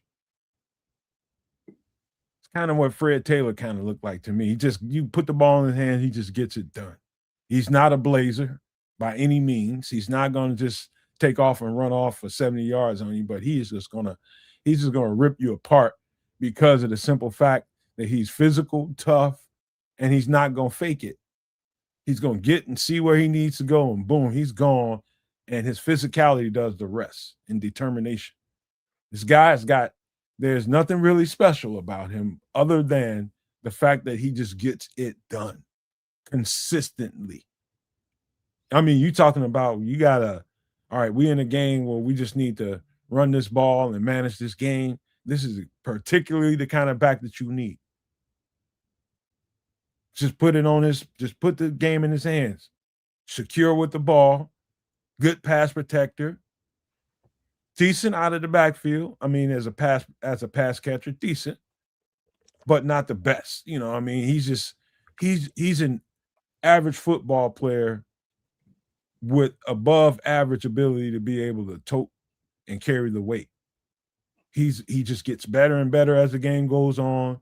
The more and more important the game is, again, he raises his level. This is the kind of guy that, you know, coaches are looking at this guy and recruiters are looking at this guy like, hey man, he ain't gonna wow you with his 40 time or nothing like that. They're coming back and the scouts are coming back. He ain't gonna have you jumping up and down on the table about all those kinds of measurables. But all I know is when you get the ball in his hands, this dude can put you away. And he does it consistently. Kalen Black is basically a game unaliver. It's what he does. It's what he does. You put this ball in this guy's hands enough, he's just gonna, the more and more, he's just gonna put it on his back. And if they have a lead, you ain't coming back. What do you think his 40 time was, since you brought it up? I have no idea. I don't look at it. If you were to guess. About a 4.6, 4.7. Wow. It's funny because that would have been my guess. Just in looking at him. I don't think anybody gonna look at this tape and go, yo, this guy's lightning. You know what I mean? Like, he's fast. He's not. He's gonna get caught. 40 time? 4.45. Would you believe that? I don't believe that. You know what I'm saying? Like that's his 40 time. I didn't see it if I saw it on the field, I would. Me too. I never saw it on the field. That is not what I'm seeing. And that's exactly why I asked you this particular question, because this is, looking at him, I would have guessed exactly what I would have said 4.65. That would have been my guess. And you guessed exactly, basically the same thing I would have guessed. But no, man. 4.45, which is madness if you ask me. That's not what you guys are going to see if you take a look at his film. Now, I got to say this to you, Kez, and I think I heard this somewhere. I didn't know nothing about his numbers, but I do believe he got snubbed for the NFL Combine and ended up having to do a pro day at Indiana. That makes sense. And so at Indiana's pro day timed him at a 4.4 something. That's understandable. Mm-hmm. Now at an NFL Combine, I don't believe this cat's running no damn 4.4 now. So you saying that the Indiana stopwatches is 20 seconds behind? Hell, I was 6'2" on paper. Shit, I ain't no damn 6'2". Oh snap! I'm with it, because again, that feel free to take a look at this tape, y'all. Wow, there's one run he broke away and nobody caught him. I'm kind of surprised by that. He just doesn't have that kind of breakaway speed, or at least you don't see it when he's playing very frequently, if at all. But yeah, I don't know, man. This. He can tote that mail though, can he? He's all like, it's all right. Like given for me, not exciting. Without him, they don't win the championship. I agree. You got to have somebody to tote the rock. He will do it. He's got decent enough vision to get the job done. He's hard to bring down because of his sheer size and muscularity. That's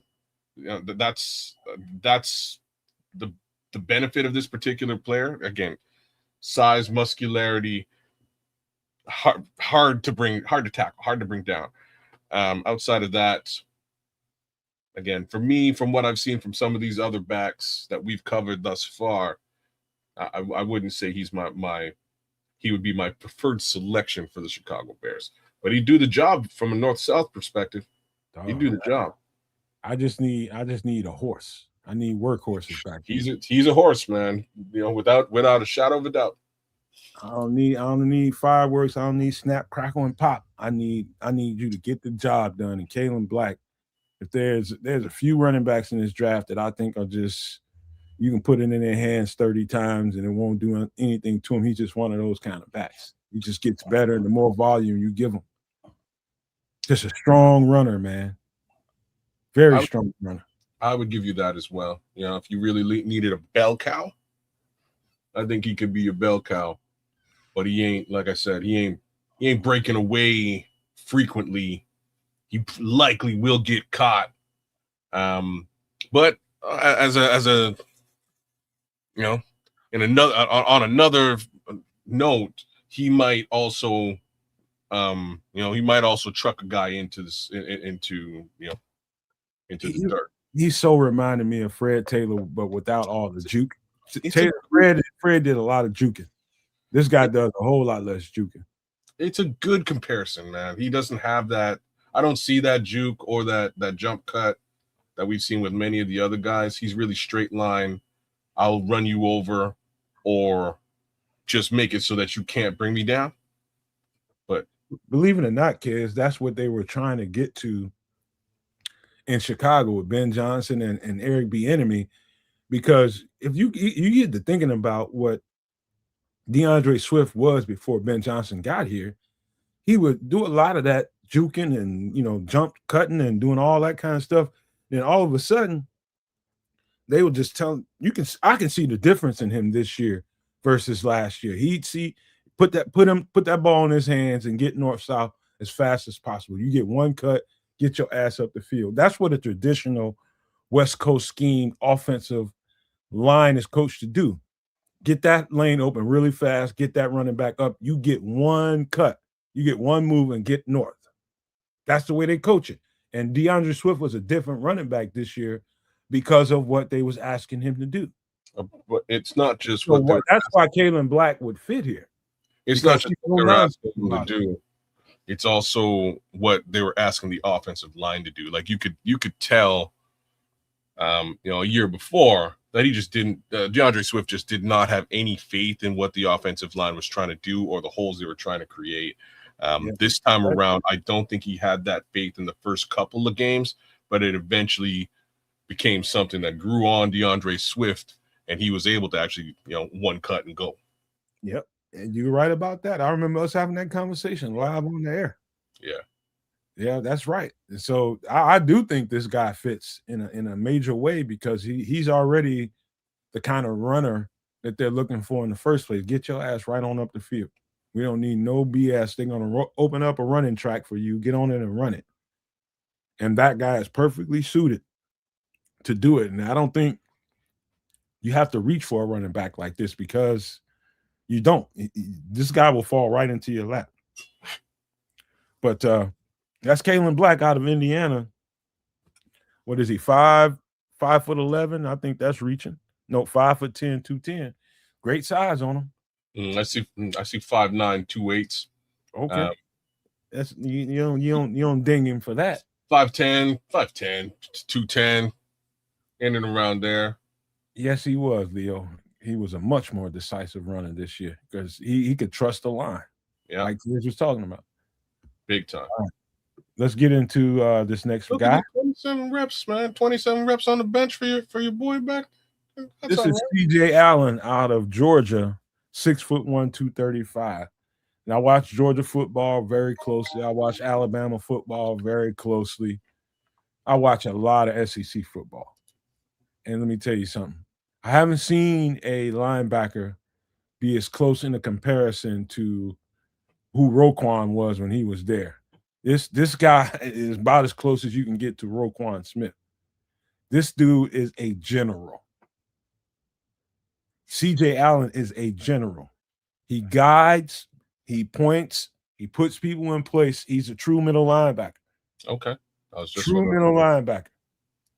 He really he's the coach of that defense, and he puts people in places that probably ain't even his football intelligence is pretty high. Pretty doggone high. And you can see it through everybody else's play around him. You can tell that people trusted him. If he made a call at the last moment, they're going to march to the beat of his drum. They trust him. He's a general. He makes them right. You know what I mean? If you got to listen to a linebacker at the last second tell you, hey, come up here. You got to be able to trust the fact that he's pulling you away from what you've been designed to go. And you got to just roll with that. The coaches trust him. It's about can you. And this guy is a general, bro. He's always around the ball. And when I tell you Triple R and kids, when he sees it, the elite closing speed that CJ Allen has to make a play on the ball, I mean, he's a flash. He sees it. Oh, they're throwing it out in the flat. It's over with. It's over with. This guy is an elite linebacker, and he's going to be an elite linebacker on the next level too. Some might argue, okay, 6'1" is a little short for a middle linebacker. Not for him. His athleticism will make up for that. His instincts make up for that. Always making the right play, always in the right space, and cerebral as hell. And you need that to be the quarterback of your defense. And not only that, you need the trust of the people around you. And so obviously, you draft a guy like CJ Allen, first thing you're going to do is just overwhelm him with information, overwhelm him with situations, and see if he can, step his level up. And let's see how much he can take on in a training camp. Let's see if we can trust him, put him out there and have 10 other players kind of listen to what he's doing out there. This guy's got it all. This is Roquan, what Roquan looked like in college.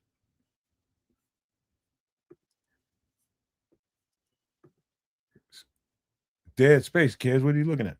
I'm looking at CJ Allen. I kind of like what I see. I'm just worried.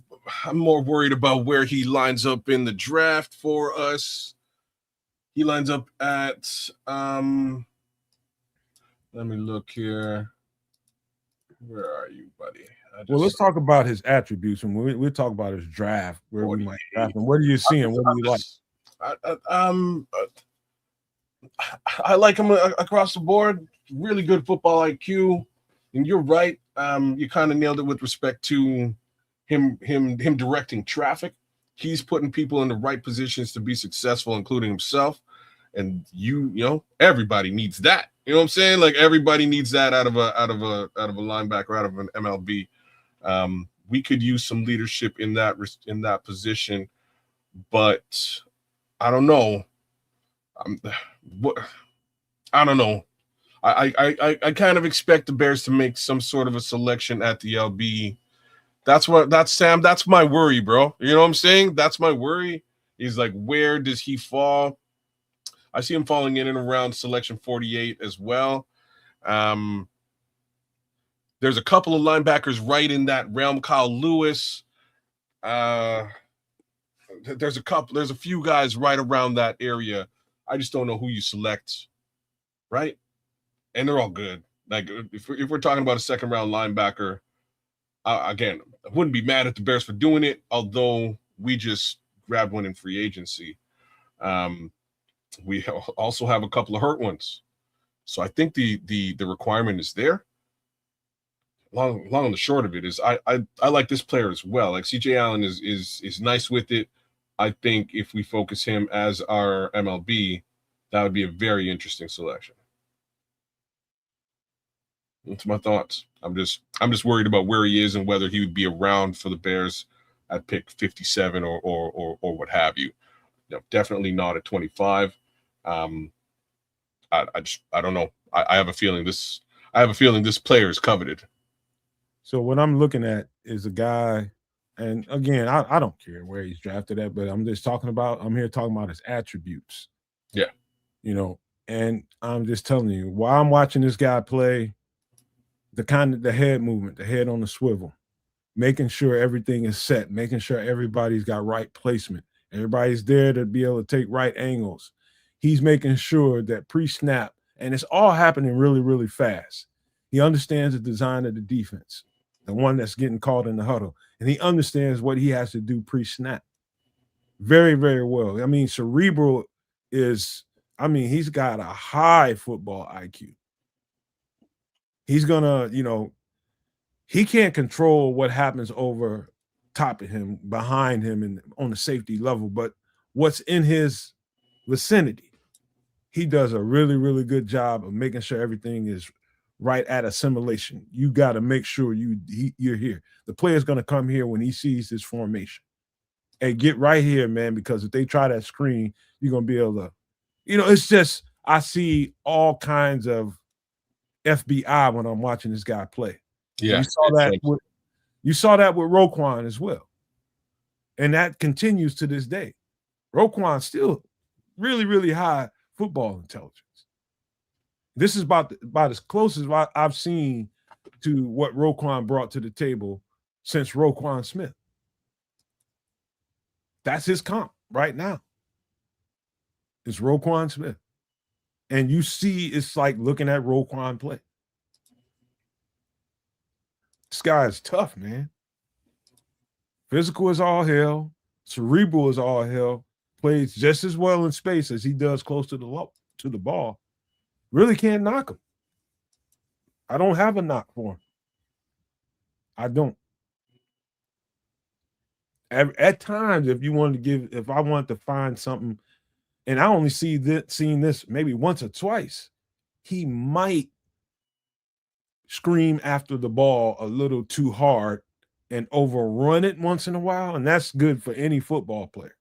Any football player is good for, I see it, and I'm finna beeline and scream towards it and get it, and you overrun it because somebody gave you a little sidestep or a little juke here and there. You see stuff like that. And that's rare for him, man, because he'll break down right there in front of you and make sure he brings you to the ground. Intelligence. Not so overwhelmingly, over the moon about getting a big hit on someone. Knowing the moment, get him on the ground. I can't get the hit right now. Break down, get him on the ground. A lot of football players, they just so worried about making that big shot on somebody that they go for that 100% instead of, all right, let me take 20% off this thing and make sure I get this guy on the ground. He's got that kind of football intelligence. Linebackers ain't usually that smart. Just being honest. They ain't. Yeah, chat's giving you some real good questions. Go ahead and put one up. So here's the one that kind of hit me. Would you put him in the category with the safeties and top edges in the first round? I do think he's you talking about player for player. We talking about value now. We're talking about best player available. You know what I mean? He's right there with the best players available. He's right there with them. And even though his linebacker ain't his a position of high value right now. That was my next question. Okay, continue. That's why I said value, but I do think his caliber of play is right there with the best players in this draft. And I don't care if he's a linebacker. He's just up there with them. But will he get drafted to their caliber? Probably not. Okay. All right. He's a general, man. This is a field general right here. I think we do need that in some capacity, but I'm with you. I'm just worried about where he is, and again, overall value at the position. Do we really need a linebacker to that degree? I feel like we do need a linebacker. I'm just not sure if we need it in the first and or even second round. Trust me, he's high on the list in Chicago. Trust me, he's one of them dudes, man. When a good defense is only bound by great linebacker play that can maintain and manage the trenches.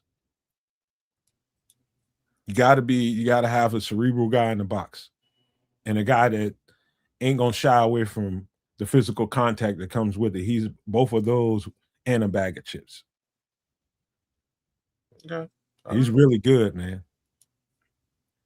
Right, that's C.J. Allen out of Georgia, 6'1", 235. We got two more players to get to, and we're done. Okay. This is Jaheim White, running back out of West Virginia. He is 5'9", 190 pounds. And I'm just gonna say this right off the top before you start looking at them kids. And I'll say this, and I believe this. Although he's a really good running back, I do think this guy is gonna make for a bomb ass slot receiver. Because this guy, he's a weapon, is what he is. An electric weapon. West Virginia needed him to play, I guess enough significant reps at running back that they use him a lot out of the backfield running the ball. But this guy completely just ripped defenses apart with his receiving ability. I'd say he's a better receiver than he is a running back, and I'm not slighting him as a running back because I think he's a good running back. Kind of a gadget type of running back. He's going to be on the next level, but still a good running back altogether. But I do think his ability to catch the ball out of the backfield is going to be very enticing to, say, coach like a Ben Johnson that might want to put this guy on the team. And because he has some ability out of the backfield, but no, we're going to use him as a multiplier. Use him to really rip up your defense. I can see a guy like Jaheim White coming and being a part of what we do. Because, I'm telling you, out of the backfield, God forbid a linebacker or a bigger, strong safety gets on this guy. It's curtains. It's absolute curtains. He's a good route runner. Damn near great for a running back. This guy can be a weapon. Don't know if he's going to get drafted. Don't give me that. He's projected to go here. I don't give a shit. I'm just talking about the attributes. Weaponizing your offense. This guy is another little piece of lightning in a bottle. What you looking at? I'm looking at Jaheim White. He kind of looks like a poor man's. Okay, I'm just talking about pass catching and slot case scenario. He looked like a poor man's Khalif Raymond. It's probably the comparison that I would make. He's fast. He's a little guy. He's just a kind of a ball of lightning. It's all right. I've no clue where he winds up in the NFL draft. I actually couldn't find him, which is odd. Probably a UDFA if that's really what he is. But he's the type of guy that I could see Ben Johnson. I see what you're saying. Khalif Raymond started somewhere. He certainly did, right? I could see Ben Johnson utilizing a guy like this in the slot. Just like I totally hear where you're coming from. Would you agree that he looks like a better receiver than a running back? And his running back reps it looks good, but I think he's a better weapon out of the backfield in the passing game. I think again, the slot is the ideal position as opposed to the he's a decent back.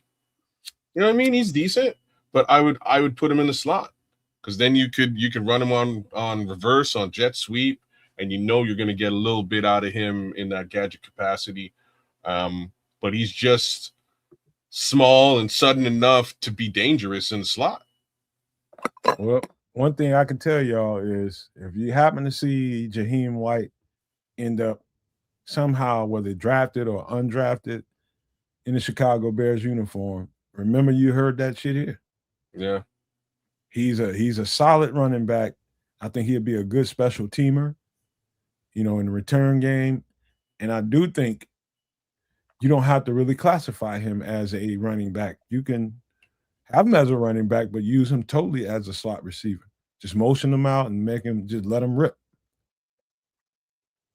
And this is that simple. It doesn't have to be complicated, but he can be a weapon. He just tortures people when he is in the route tree. He just tortures people.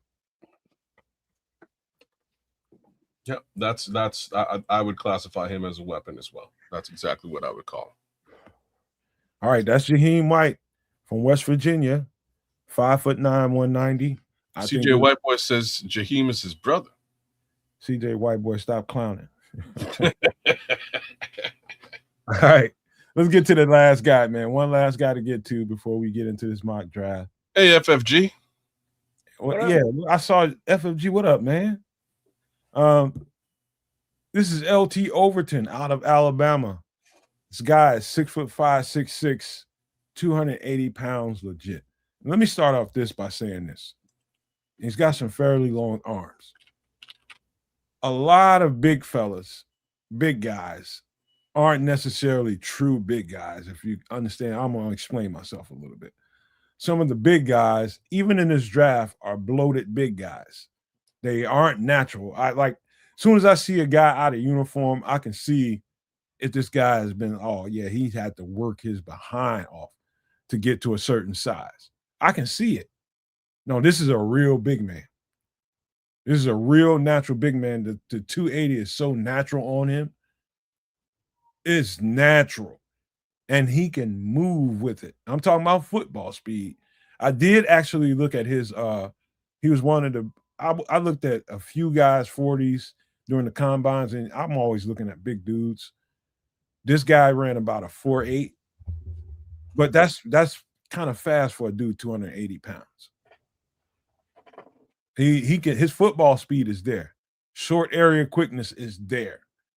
His ability to rush the passer has got a lot of upside. A lot of upside. When he comes to play, he comes to play. This guy is definitely a Dennis Allen. We talk about this all the time, a tweener. He's in between defensive end and defensive tackle. These are the guys that Dennis Allen likes. He's a high-end talent. And you won't have to reach to grab a guy like him.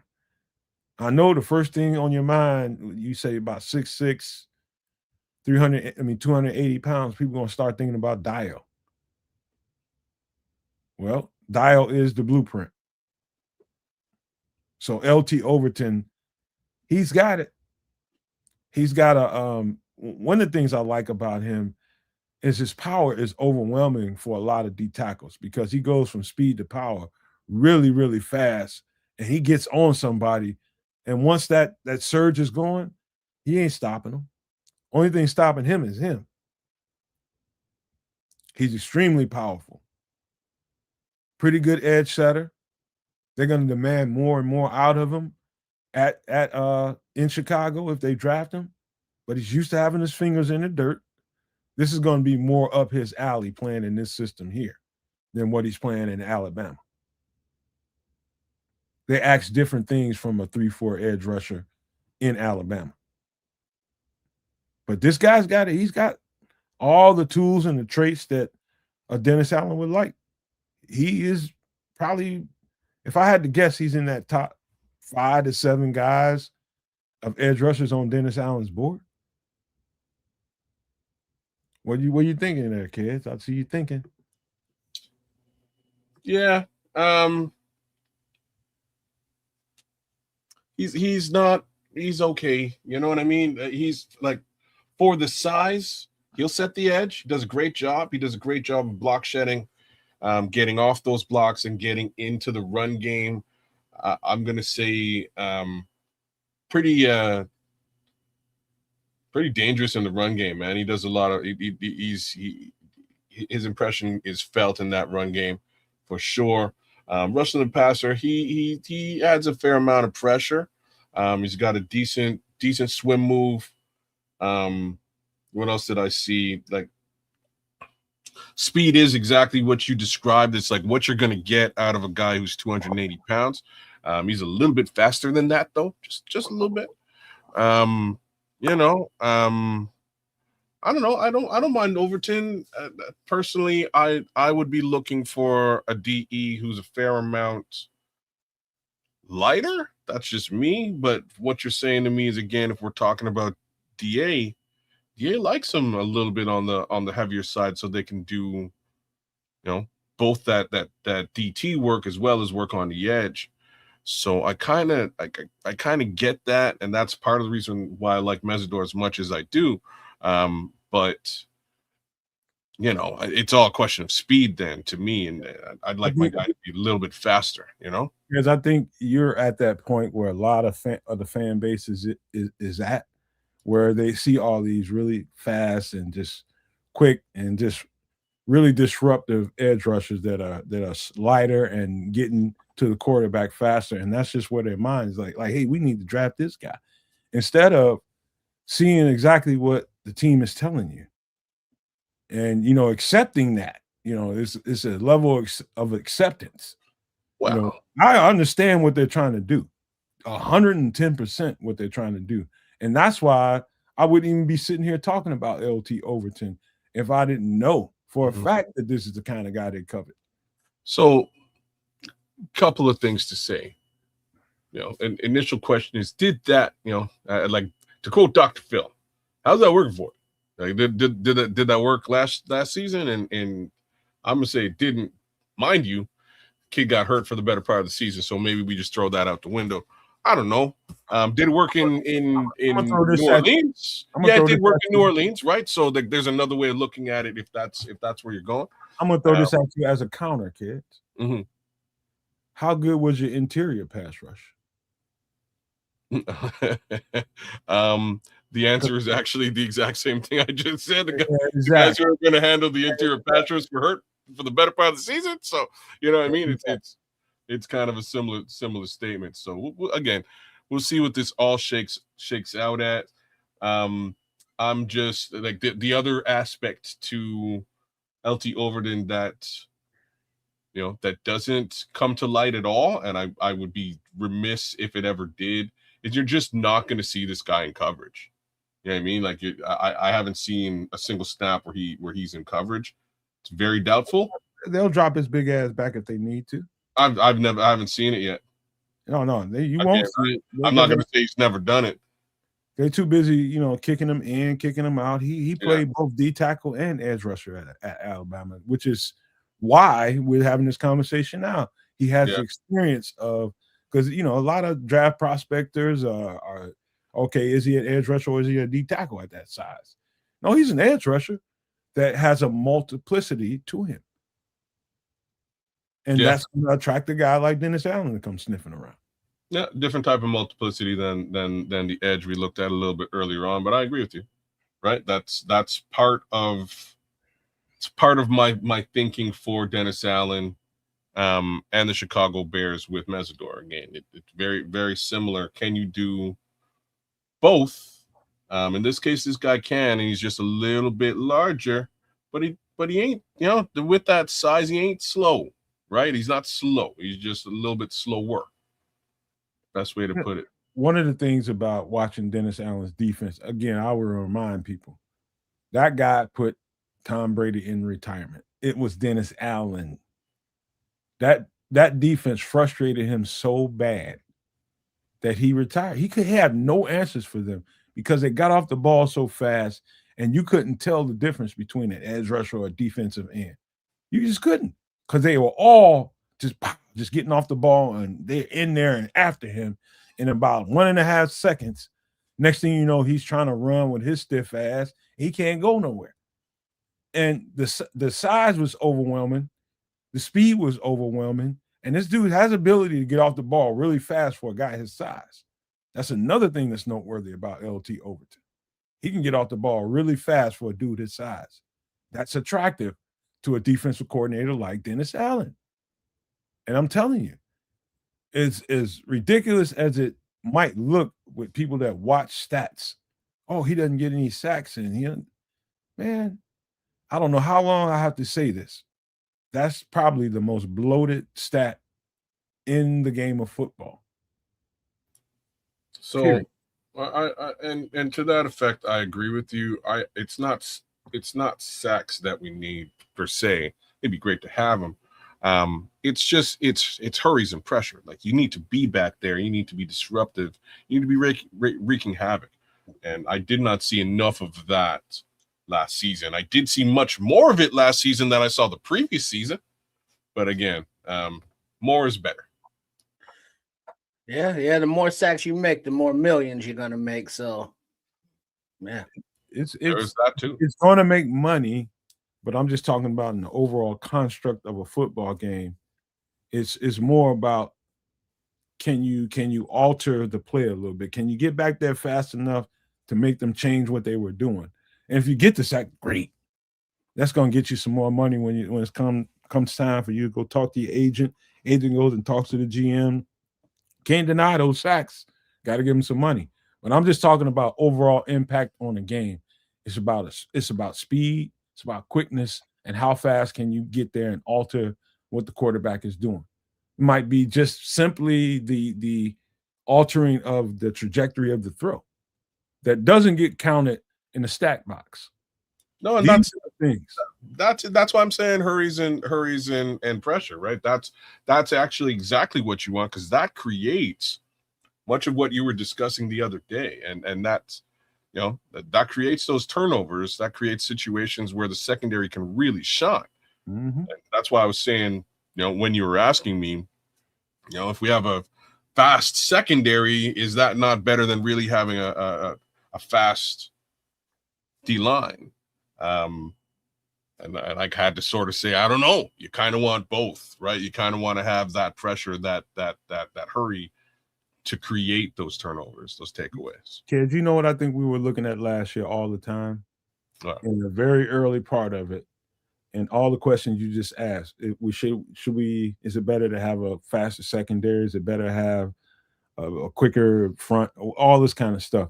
I think all of that was question marks, and Dennis Allen did not know. I'm talking about through about 4 games. He did not know. And the only way you're going to know is put him out there and see what you got to do. See what you can do. And I think post those 4 games, I think he knew. And he just played with the talent that he had, and this is what we're going to have to do to adjust. That's what I think we were watching. And so Crimson just asked a question. He didn't ask a question. He just said he'd be very interested in seeing what DA's defense looks like in year 2. Me as well.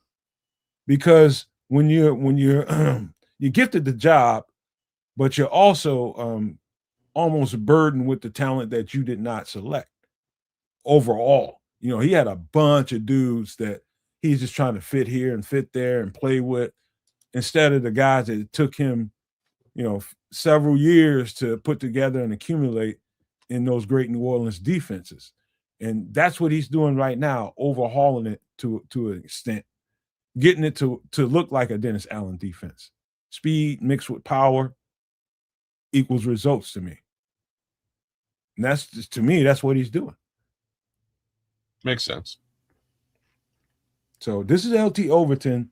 You know, look at his tape and come away with it with what you will. But I think he's definitely, because he's a tweener and because of some of his strong attributes, I do think this is a guy that they would love to get their hands on and see what we can do with development in Chicago, man. He's got all it takes. But that's it, man. That's it for the breakdowns today. Anything, Triple R, because you was the most quiet? Anything you see or anything you questioning about? No, I'm good. That was easy. I'm sorry you had to be so quiet there, but I appreciate it. No, whatever. I mean, like I say, anybody intriguing to you? I mean, they all are for their certain aspects. It's like, all right, as long as you got, you know, the overall attributes of the speed and I think the production, everybody that you talked about, you know, were able to make a difference on their teams and stand out enough to be featured. So, you know, whoever, you know, Ryan Poles and crew, as I said before, whoever they draft, hey, I'm all about it, you know, until they prove that they can or can't play. So out of the ones wrapping up with tonight, it's a good, you know, look, offense and defense, because we still don't know which way we're going to go in either round. We saw some top guys off the board. We saw some possible UDFAs. You know, I got no horse in this race. Let's put it that way. So whoever we pick, it's all good. Ask me a question, Trip. Ask me who I think is the most impressive out of the guys that we just broke down here. Well, out of the breakdowns of tonight, Nomad, who was the most impressive to you? Neck and neck tie. CJ Allen and Emmanuel McNeil Warren. All right. So Equally linebacker, impressive. safety, two upper guys. Equally impressive in their own rights. Okay, well, that kind of brings us to our next segment, right? Nomad, you got anything else before the draft stuff? Yeah, don't. I'm not doing the board, man, because I got to pop out for a minute. Okay, well, that was kind of a big part of the draft stuff, but we'll work around it. Right. I'll take over, man. Kez, help out with the chat a little bit. I'll be right back. Cool. All right, so guess we'll just audible and go to that. You know what I'm saying? Since we are not gonna do that right now, and let's see. So we'll change to this, and then we'll do this. You know, I can do things on the fly. You know, I'm good like that.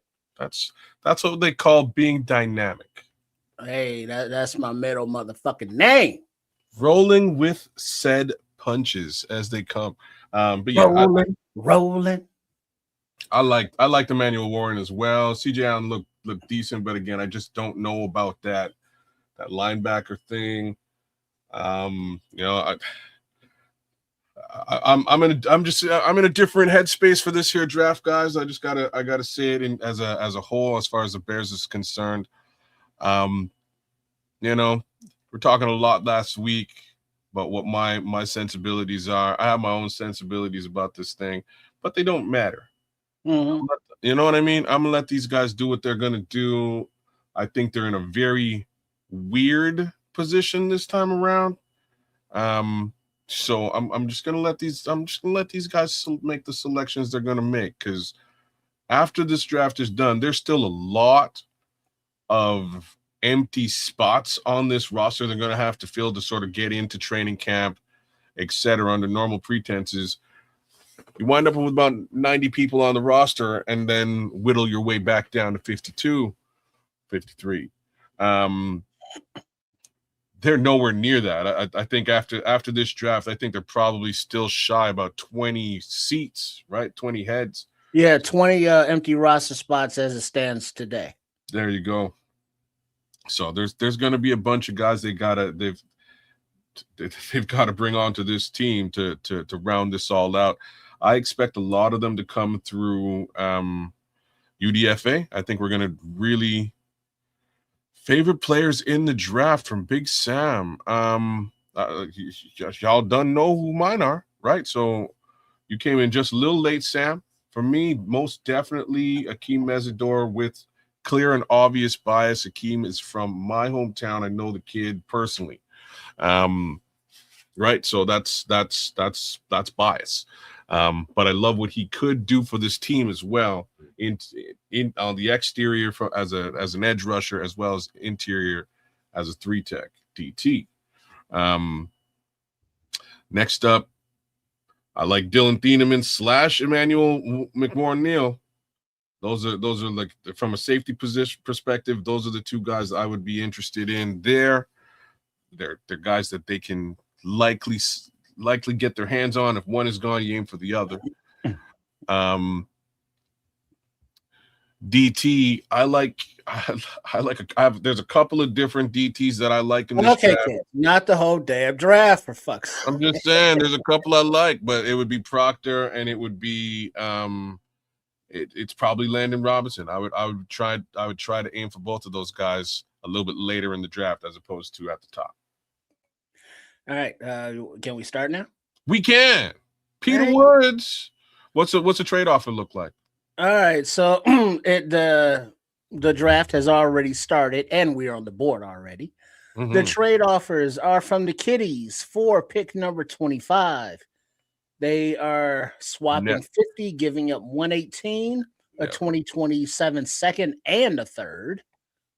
The second trade offer out of the 3. There we go. That's more. 4 picks 25 and 129. No. The Baltimore Ravens are offering 45, 80, and a 27 second and third. And the third offer is from the Colts for pick number 25, for picks 47, 78, a 27 second, and a fourth. This Colts looks much better than all the other things. But let's just look at the board here first, because I see some interesting players. All right, on the board you got we're here at what are we at 25. The next pick is 57.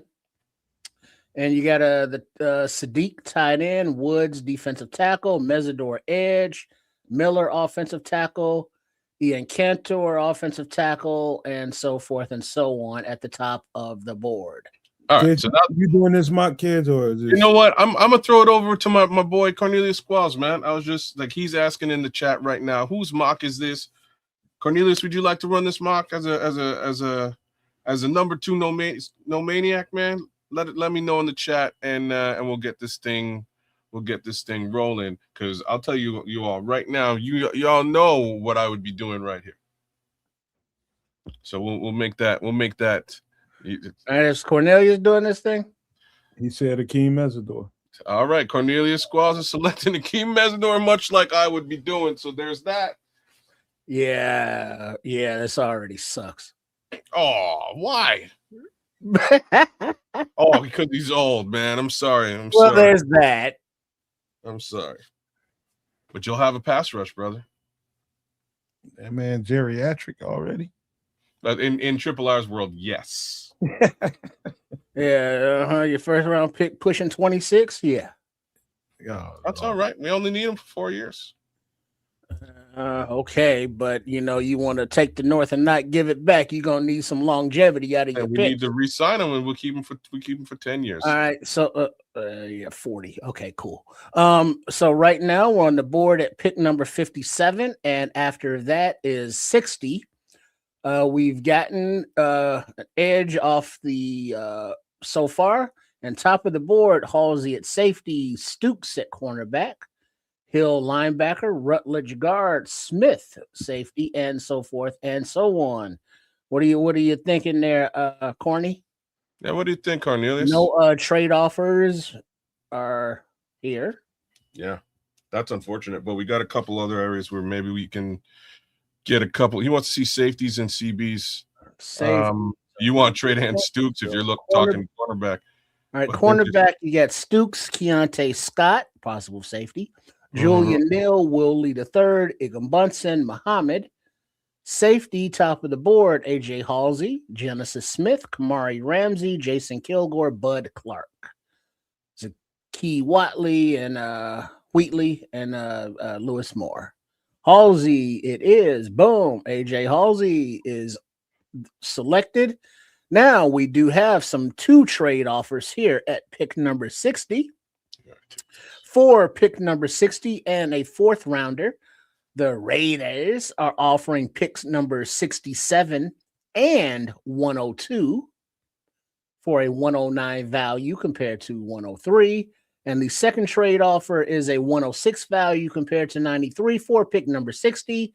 And the 6th round pick in 27, the Carolina Panthers are offering pick 83, 119, and a 2027 third.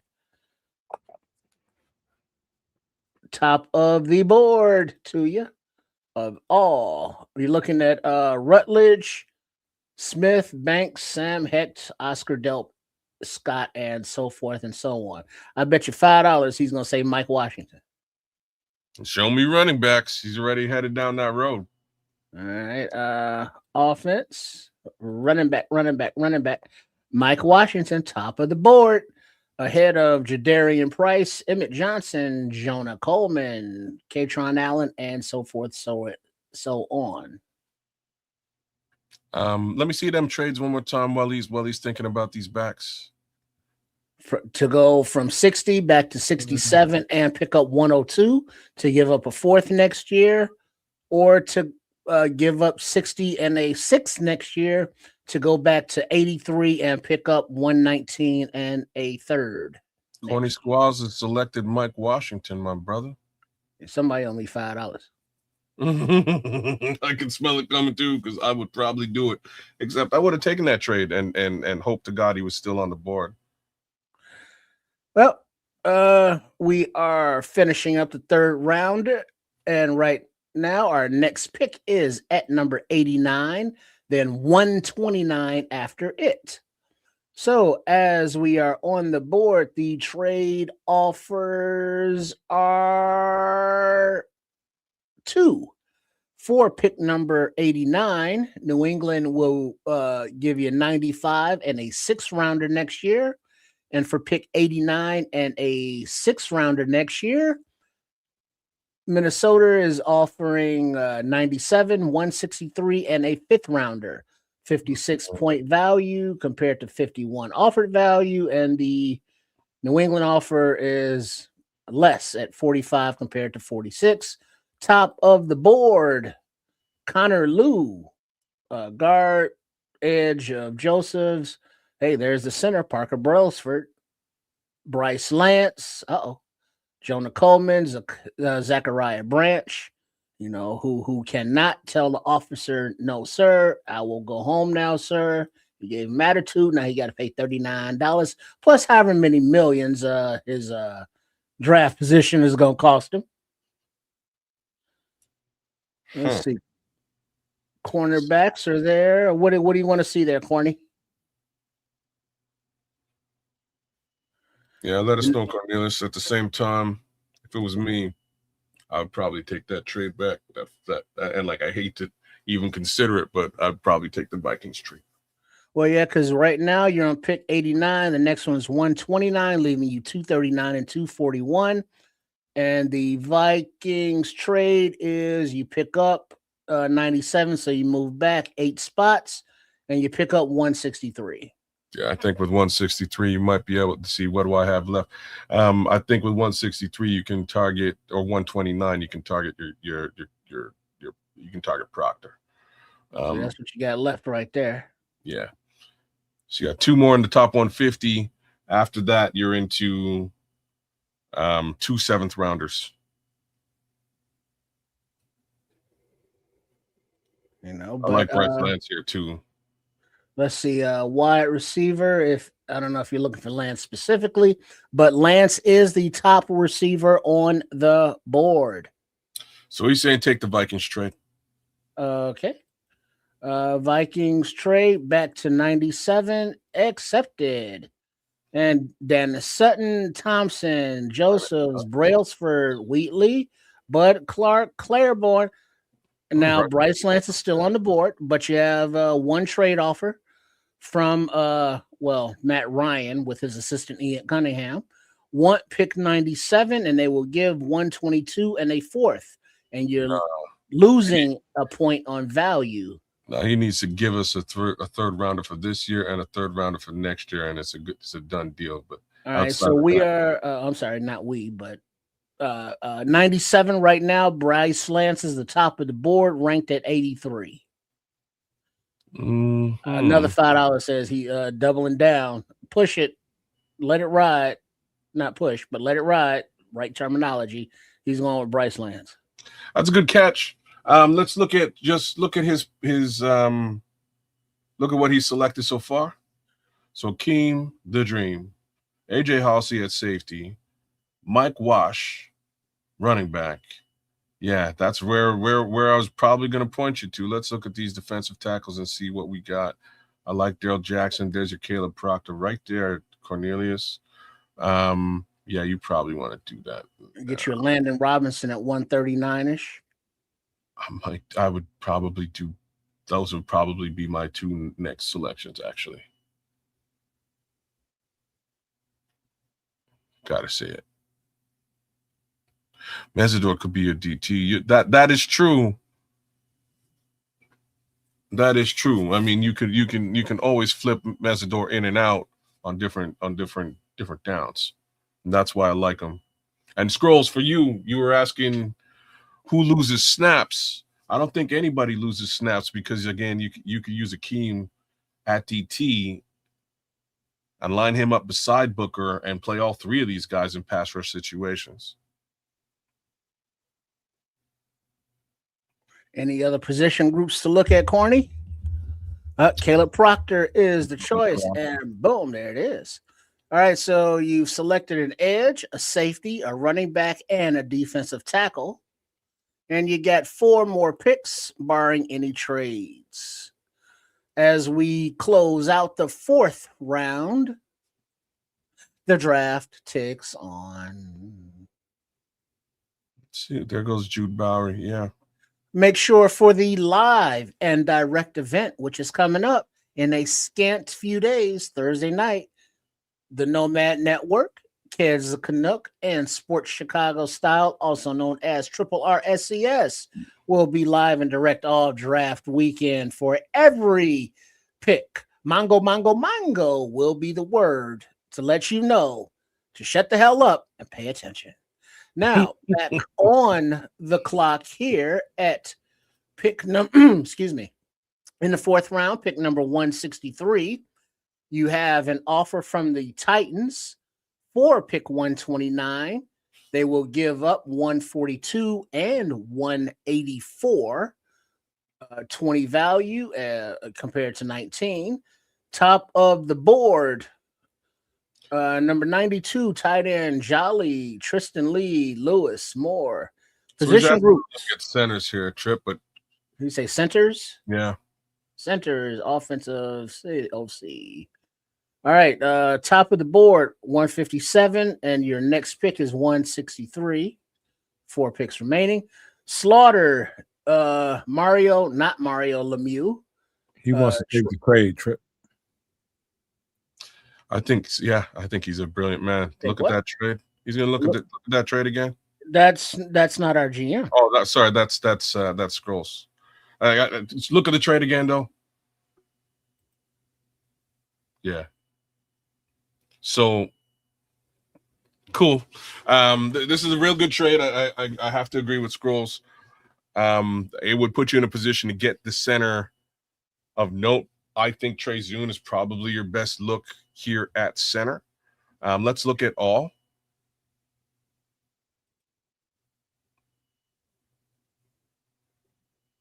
Any other? Oh, snap. Scroll. We're at 129 right now. Ooh, snap. Kyle Lewis is right there. Harold Perkins is right there. There's some linebacker love that you could get into right now that I didn't really think about. You still have 63. Scroll back up for me, Trip. Now scroll down real slow. Kyle Lewis at 122. Harold Perkins at 132. Damn. Yeah. I don't know what you want to do here, Cornelius. What are you thinking, man? Because, like I say, there's some linebackers here. Deshaun Stribling's a little bit in and around this area. You could take that trade and get 2 more selections, which wouldn't put you in a crazy area. One last question. Go back to look at Landon Robinson, and you could, actually, Patrick ain't wrong. Look at cornerbacks. He's saying look at linebackers. He likes the linebackers. What do you think, Nomad? Kyle Lewis or Harold Perkins here? I like them both, man. It's a no-brainer for me. It's always going to be Kyle Lewis. Yeah. Okay. Whoa. Did we looked at Lander Barton as well, right? We didn't do a breakdown. We talked about him. I like Lander Barton, man. I actually do. He's a little bit further back, but I wouldn't be getting him. I would take the trade if we're talking Lander Barton. Lander Barton's big boy. What do you think, Corny? So you got a couple Kyle Lewis. He said Kyle Lewis? Corny's saying Kyle Lewis. Kyle Lewis. Boom, there you go. All right. So Kyle Lewis is selected. Next pick is 163 as we are entering the 5th round now. Need more picks, he says. Well, There goes Landon Robinson. Getting a little late for that now. Yeah. Yeah, I doubt we'll get another trade. Ah, man, we missed out on Trey Zoom. The same Pokemon. Got to have them all. All right, on the clock. Next pick is you're at 163 now. The next 2 picks are 239 and 241. On all, top of the board is 151 at Jay-Sean Barham, Edge, and then Troost, Hudson, and so forth, so on. King and Trust ain't terrible. Let's see. True Pilgrim loves the pre-sock kid. I think we just missed him, did we? Did Ephesians get drafted? Oh, go look at corner. Blue Horseshoe loves, and he's gone. He must have just went.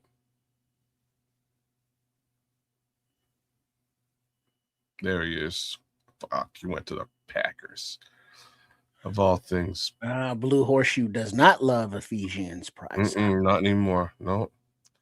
Dejon Stribling, if he's still there, that's offense. Look at the wide receiver. That's a great look. Wide receivers, Hudson, Eli, the Swiss Army knife, Rivers, Brinson, don't see no Stribling. No, Stribling must have just gone too. Let's see, you say Stribling. Not just gone. A little ways before that. There he is. Just before your last pick. Yeah, just 131, way up there. after Right after you took Lewis. Yeah. All right. Any position group? Wallace or Caldwell, says True Pilgrim. Stribling is not there, so you asked out on that one. Top of the board, wide receiver wise, if I can get up there. Let's go back to corner. Is Jordan Hudson, and then Heinrich Corner is on defense. And that's CB. There you go.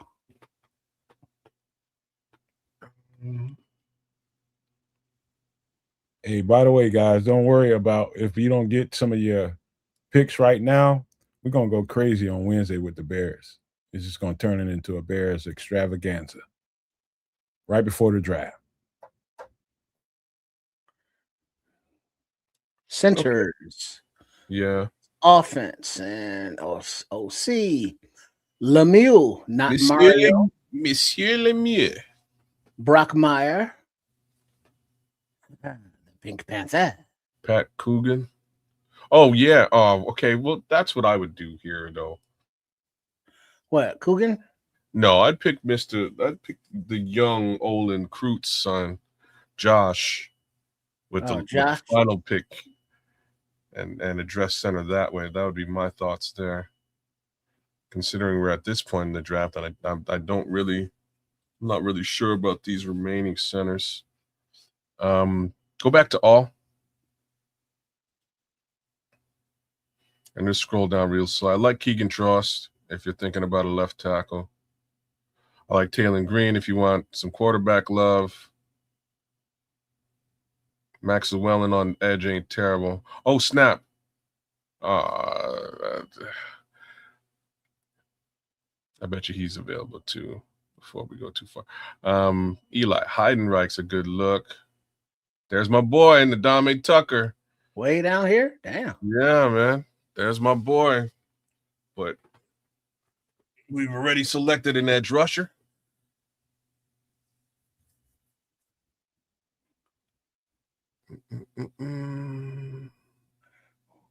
Where you at, Corny? Dante Corleone. He's saying offensive tackle. Offense and OT. Keegan Troost on down. Diego Ponce. Yeah, I'd be looking at. What do you think of Keegan Trust? Nomad. Markel Bell. Who's Markel Bell? Is that a tackle? I think he should be the #1 selection here. But I don't see no Markel Bell. Markel Bell is there somewhere. He might have gone earlier, to be honest with you. Tackle out of Miami. He's a right tackle. You like Keegan Trust? Yeah. There he is right there. Oh, he's down there. He got taken he's right there. He already went. Yeah, he got taken at 157 by Detroit. So that's a no on Bell. Heinrich is a Swiss Army knife. He is. Let's see. Patrick is saying Pounds or Willis. What you talking about?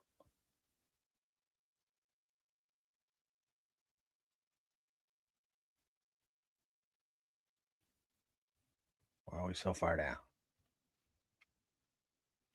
Yeah, they're right at the top of the OT. Wait, what are we looking for? Anything in particular? OT. If you're talking about Pounds, there's Diego Pounds and Carver Willis. Yeah, those two. Okay. Yeah, I personally here, I like Trust. That might be my selection. DT. Yeah, you ain't picking. You want to see DT. Oh, yeah, good call. DTs. So K-Part's nice. Corleone's nice. Yeah, man. I'd probably who's the other late round DT there that we really like, Nomad? Hey, hold on. Trip, just slow down just a little bit on the scrolling, just so you can get a good eye on what you got here. Who's the other late rounder, Nomad? Do you remember? As far as what kind of DT, a 3-tech or he was a 3-tech, small bowling ball. Brady Jarrett. That was let me look at my list here. That was probably Skylar Gil Howard. Skylar Gil Howard. I think it's Skylar Gil Howard. There he is, right there, 320. You get him at the end of the draft. Jeffrey Imba is tough too, but that's for another breakdown. I hope I get time to talk about him.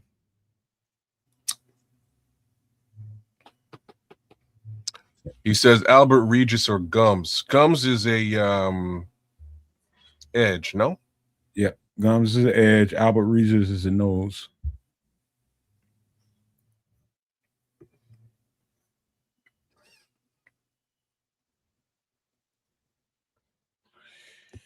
You can't go wrong here. Some good players on the defensive line here for sure.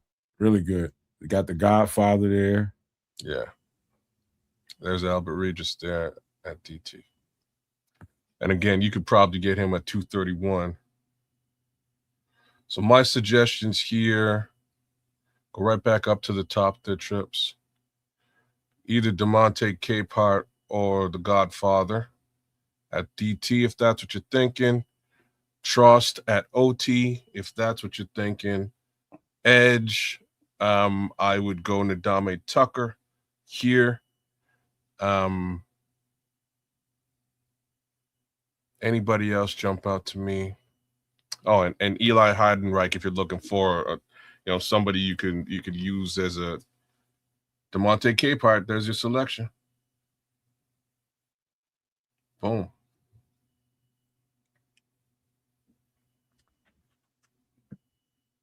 And we're going right into 230, 239.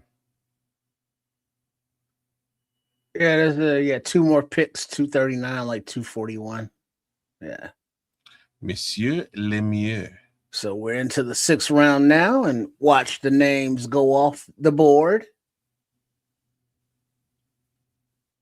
Here goes my boy Ndame Tucker. That was Barton. Lemieux, Heinrich.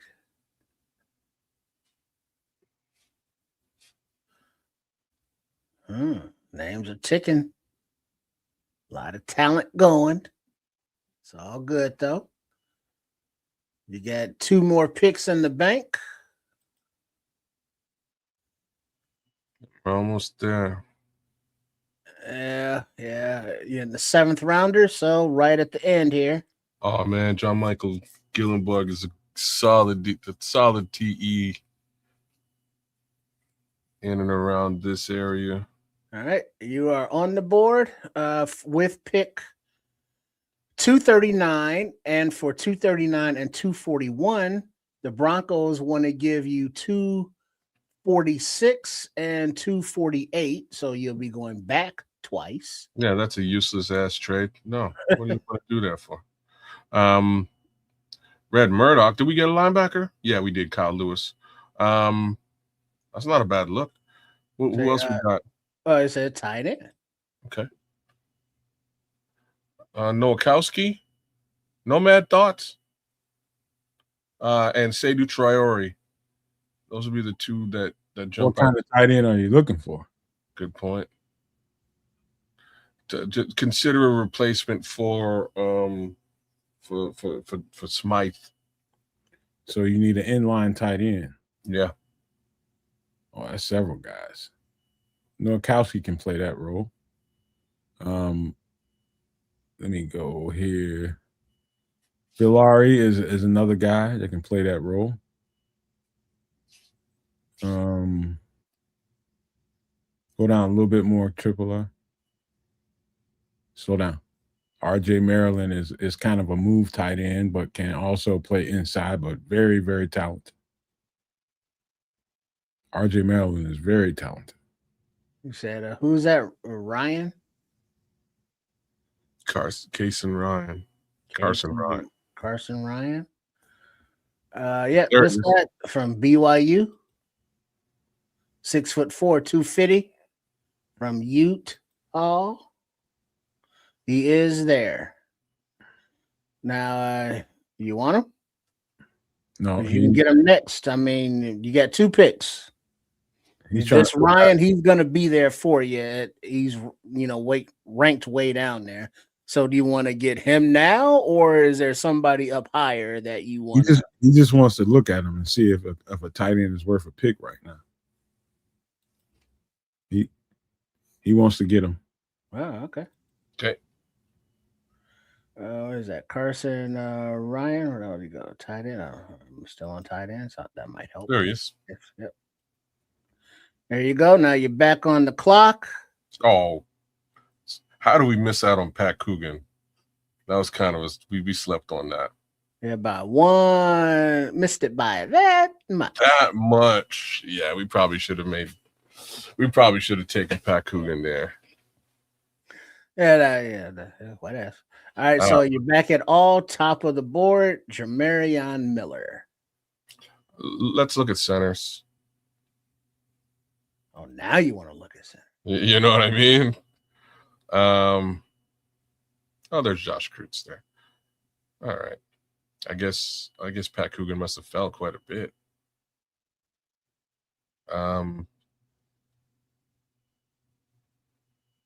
He wants to see linebackers. Red Murdoch would be the first name to jump out. What else we got at linebacker? Justin Jefferson would be another one.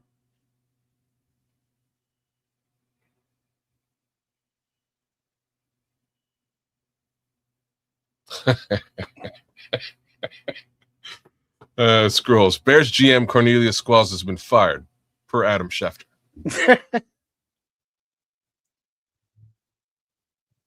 Yeah, but I don't think it's official until Sham says it. No, we gotta wait. Hey, Cornelius, what kind of linebacker you looking for? A middle? You looking for off ball? Yeah, he got a safety. What kind of linebacker you looking for? Wheel, middle? He got a linebacker as well. He wanted to look at linebacker again. Well, you already got Kyle. He Lewis. wants Jaden Duggar.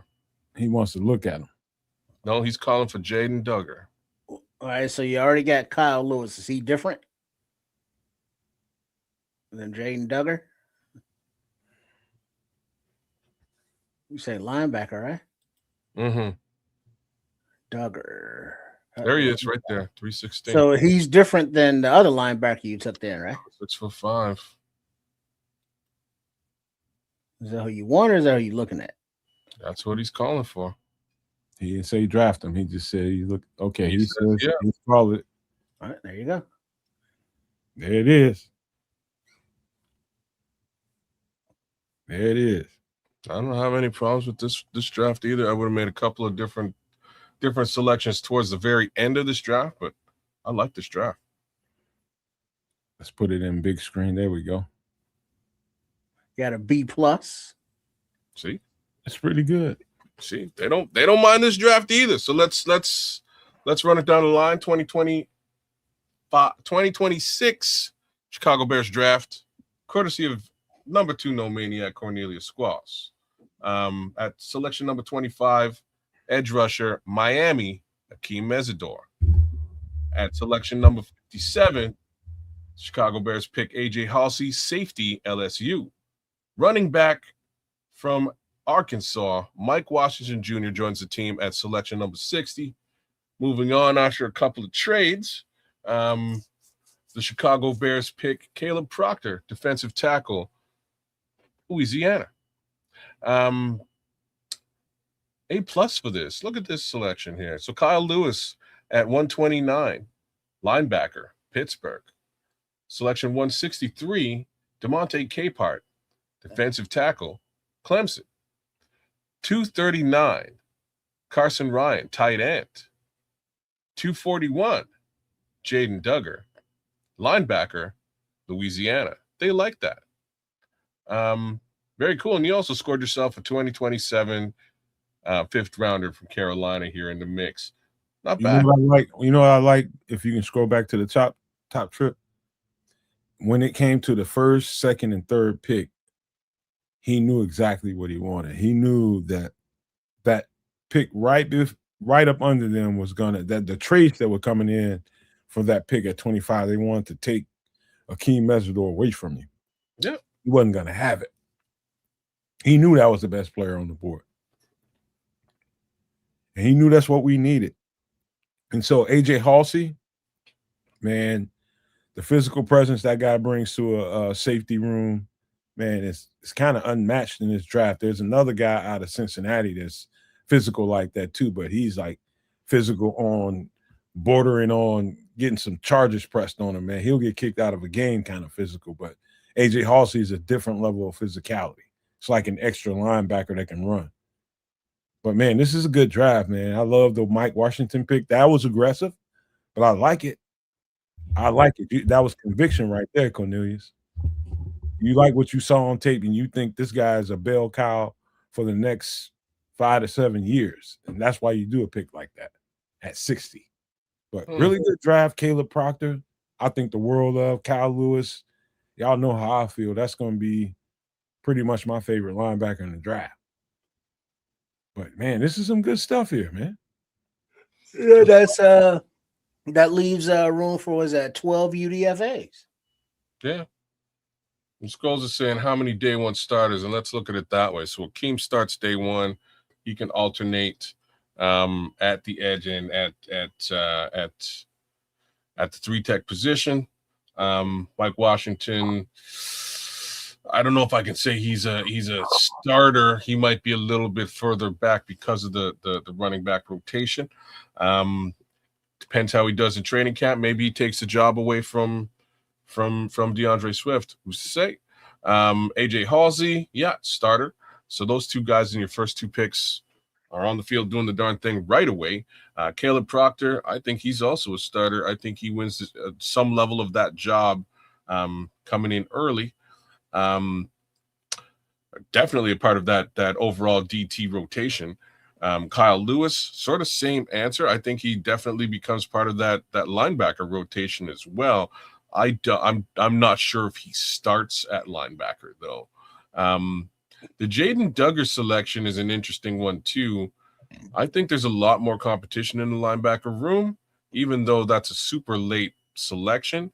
And DeMonte Capehart again, just a little bit more love at the defensive tackle position. So I don't know if that's a true starter, but again, more competition in that room with Neville Gallimore, Javon Dexter, etc. I think we need a lot more competition there so that we can actually, have a bit more powerful interior pass rush, as well as run stuffing capabilities. And, all that sort of behind Grady Jarrett and his leadership there, I think will probably go a long way.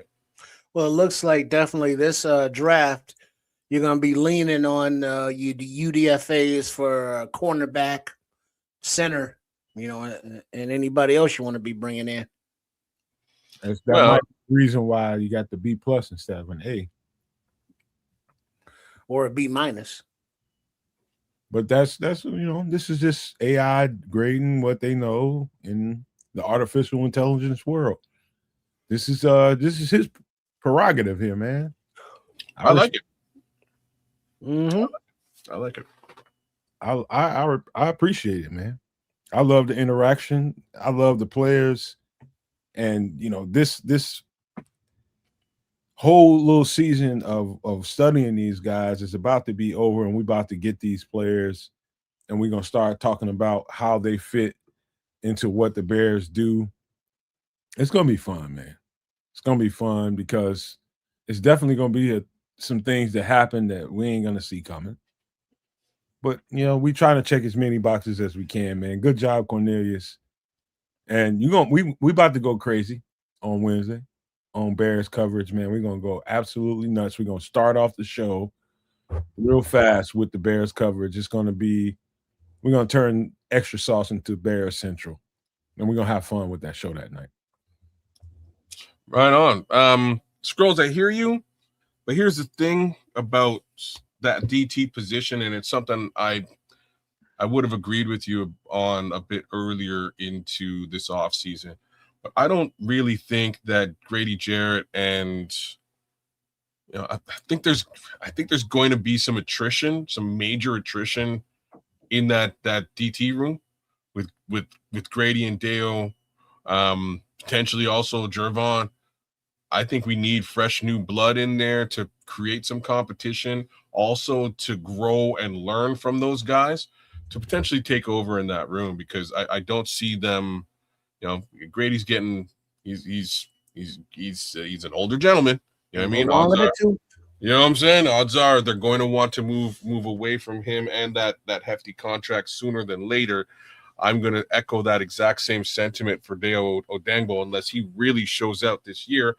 And for all intents and purposes, maybe he does. But you got to infuse some youth in that room to see what you can do to shake things up and potentially save yourself a bunch of cash in the years to come. What's more interesting than anything that happened tonight is wondering who they see as the best players available. That's the question.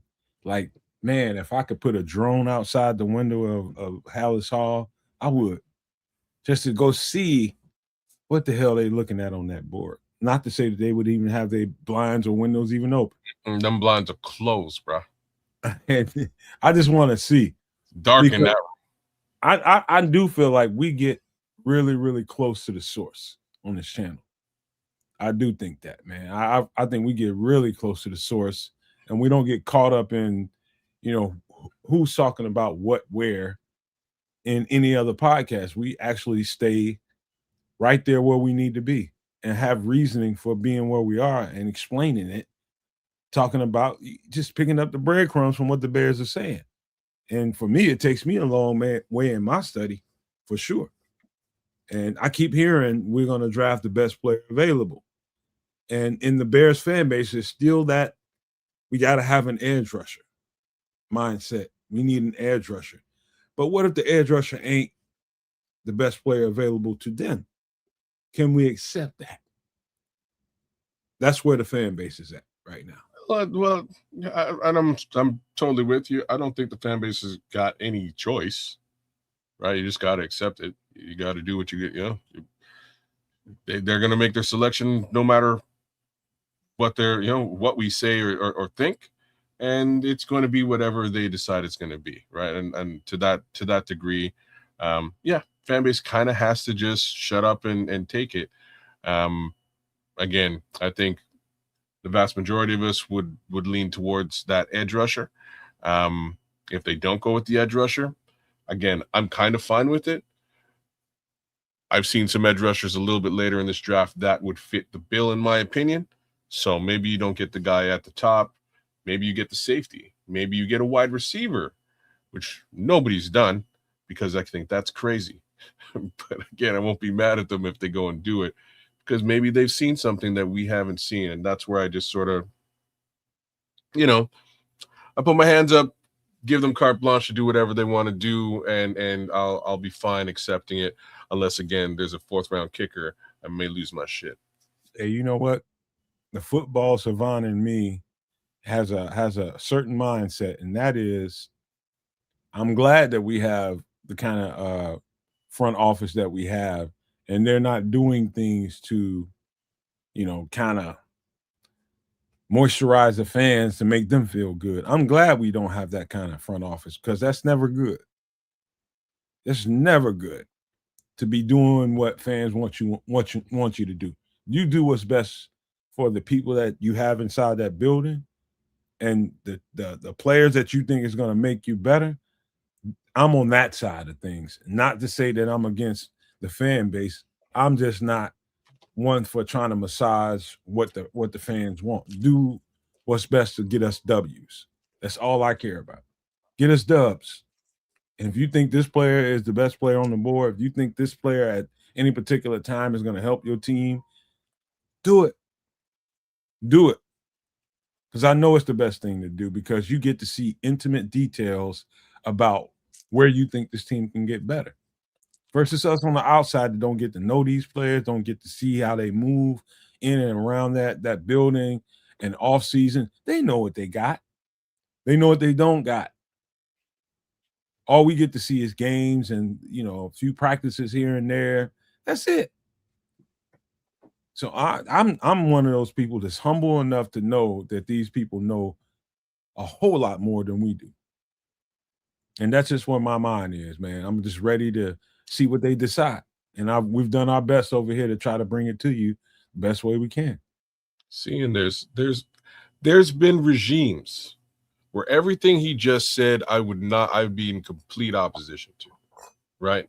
Like full regimes of coaching staff, scouts, etc., that I'm like, these guys clearly have no effing clue what they're doing. This time around, though, they made some selections this previous year that I think all of us and the vast majority of Bears fans might have been like, huh, like what why did you do this, that, and the third? I think they all kind of landed and worked out, with a slight exception of Shamar Turner. Oh yeah, there's another DT, so maybe we don't need to double and triple down on DT. You know what I'm saying? So I think Shamar Turner has a great season this year once given the opportunity. That being said, yeah, those other regimes just didn't have it. This regime has it. And to that respect, I'm gonna put my hands up and say, more power to you, Ben Johnson. More power to you, DA. More power to you, Ryan Poles. Get this ship floating right, y'all. All right, man. I tell you what, man. I don't have to wait long now, and all the work is about to hit its climax, and we're gonna get to the nitty gritty when the Bears go to the podium and start selecting guys, and that's gonna be fun and about to have a good time with it. But let's give some closing thoughts before we get ready to get up out of here, because Wednesday is going to be a thing, 8 p.m. Central on the Nomad Network. We're gonna have a whole lot of fun with that show, just talking about Bears. We're gonna do several mock drafts. We'll get people involved. It's gonna be a good time, man. It's going to be a great time to be a Bears fan, because the end of what Kes was talking about is very important. It's about history and who was what during what particular time. There's some accuracy to what he said about there was reason to not trust certain regimes that were a part of this Bears decision-making group. They gave you reason. But I don't feel that way about this group of personnel. I feel like they know what they're doing intimately, and I'm one of those people as a fan that can humble myself and just allow them to do what they do and be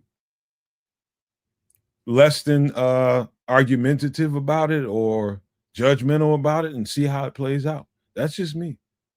But let's give some closing thoughts before we get up out of here, man. All right, right on. Thank you all for joining us for another Nomad at Night. Kenny Powers, La Flama Blanca. Yes, indeed, we're doing a draft watch party. We'll be here Thursday and Friday and Saturday doing the thing. Right, brothers? You catch us right here on Kansas Canuck, right here on the Nomad Network, and right here on Sports Chicago Style. All 3 channels rolling out as one. We will be the triple stream dream once again. And maybe we'll have a couple special guests as we go. So we'll do the darn thing here for you guys all the way through and get a good understanding as to what we're seeing with respect to this Bears draft. And I couldn't agree more with Nomad at this time around. Again, I think this regime is one we can actually trust. Those past regimes are they were not great, but here we are. It's a different world, different time, different Bears. Happy 420 to all y'all. If you celebrate. You celebrate, RIP to I believe, what's his name? Fucking 420. I missed it.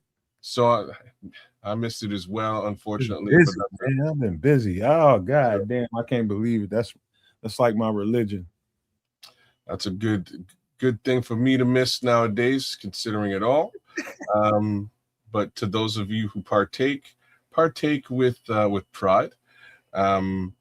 Dave McGinnis passed away, old Bears coach. Big love to him and his family. RIP. Anything else? Oh, shout outs to BT9 for the super chat. Big ups to the Scrolls, Corny Squalls for his draft and supporting the channel as per normal. Shout outs to the Nodge, Crimson, La Flama Blanca. Love that name, man. I love that's one of my favorite. I love that show. It's a great show. Eastbound and Down, watch it. It's worth your time. White G. Who else is out there, man? Oh, Slim Bo Boogie, man. You were all over the chat. Slim Bo Boogie likes him some Cassius. Anyways, we'll see if Cassius winds up on the team. He's not a bad selection. Shout out to FFG. Anyone else I'm missing here? Patrick Higgins, Joseph Archer, Paul Rodriguez, and the True Pilgrim, man. Big ups to all you guys. Thanks again for coming through. We'll be with you on Wednesday doing some Bear stuff and then even more Bear stuff throughout the remainder of the week for the draft. Be there, be square. Trip? Yeah, thanks to everybody for tuning in on the Sunday night. And it's all about Wednesday and beyond for this week as we've been building up and prepared for it ever since the season ended. How will Ryan Poles and staff improve this team? All the draft nicks have done all the tape studying and ripping, and you got your top picks at position groups, you got top 100s and all this fun stuff. You got your favorites, you got your dislikes even. Whatever the case may be, the answers to all of the questions will start being unlocked Thursday night. So we do look forward to seeing you then, but we look forward to seeing you Wednesday first for some extra sauce, 8 p.m. Central. Amen to that. Again, 8 p.m. Central. Be there. It's gonna be a good time. We'll see how this thing is gonna shake out a night before the draft. We're gonna go through one last time. We're gonna let people have a whole lot of goddamn on fun selecting, and who knows what's gonna happen between now and Wednesday. We had a big shakeup pre-draft with Dexter Lawrence going to the Bengals. That might trigger some things, in the NFL market on who, okay, they got Dexter Lawrence off of us. Okay, what do we do next? There could be a domino effect to that, but let's see. Let's see. By the time Wednesday gets here, man, we're going to still be talking about what the Bears are going to do and all that kind of conversation. It's going to be fun, but I don't want to stay here long and overstay my welcome. Y'all make sure y'all hit the freebies on all 3 channels. That's the like, subscribe, and the share button. Cost you nothing to touch either one of those 3 things on either channel, whether it be Kids of Canuck, whether it be Sports Chicago style, whether it's over here on the Nomad Network. And show the love because we love y'all. We love y'all all the time, and it's an absolutely free thing to do that you show the love back, tells the algorithm what it needs to know, and we're popular. And so I just want to leave you guys with these famous words: love, peace, and hair grease, y'all.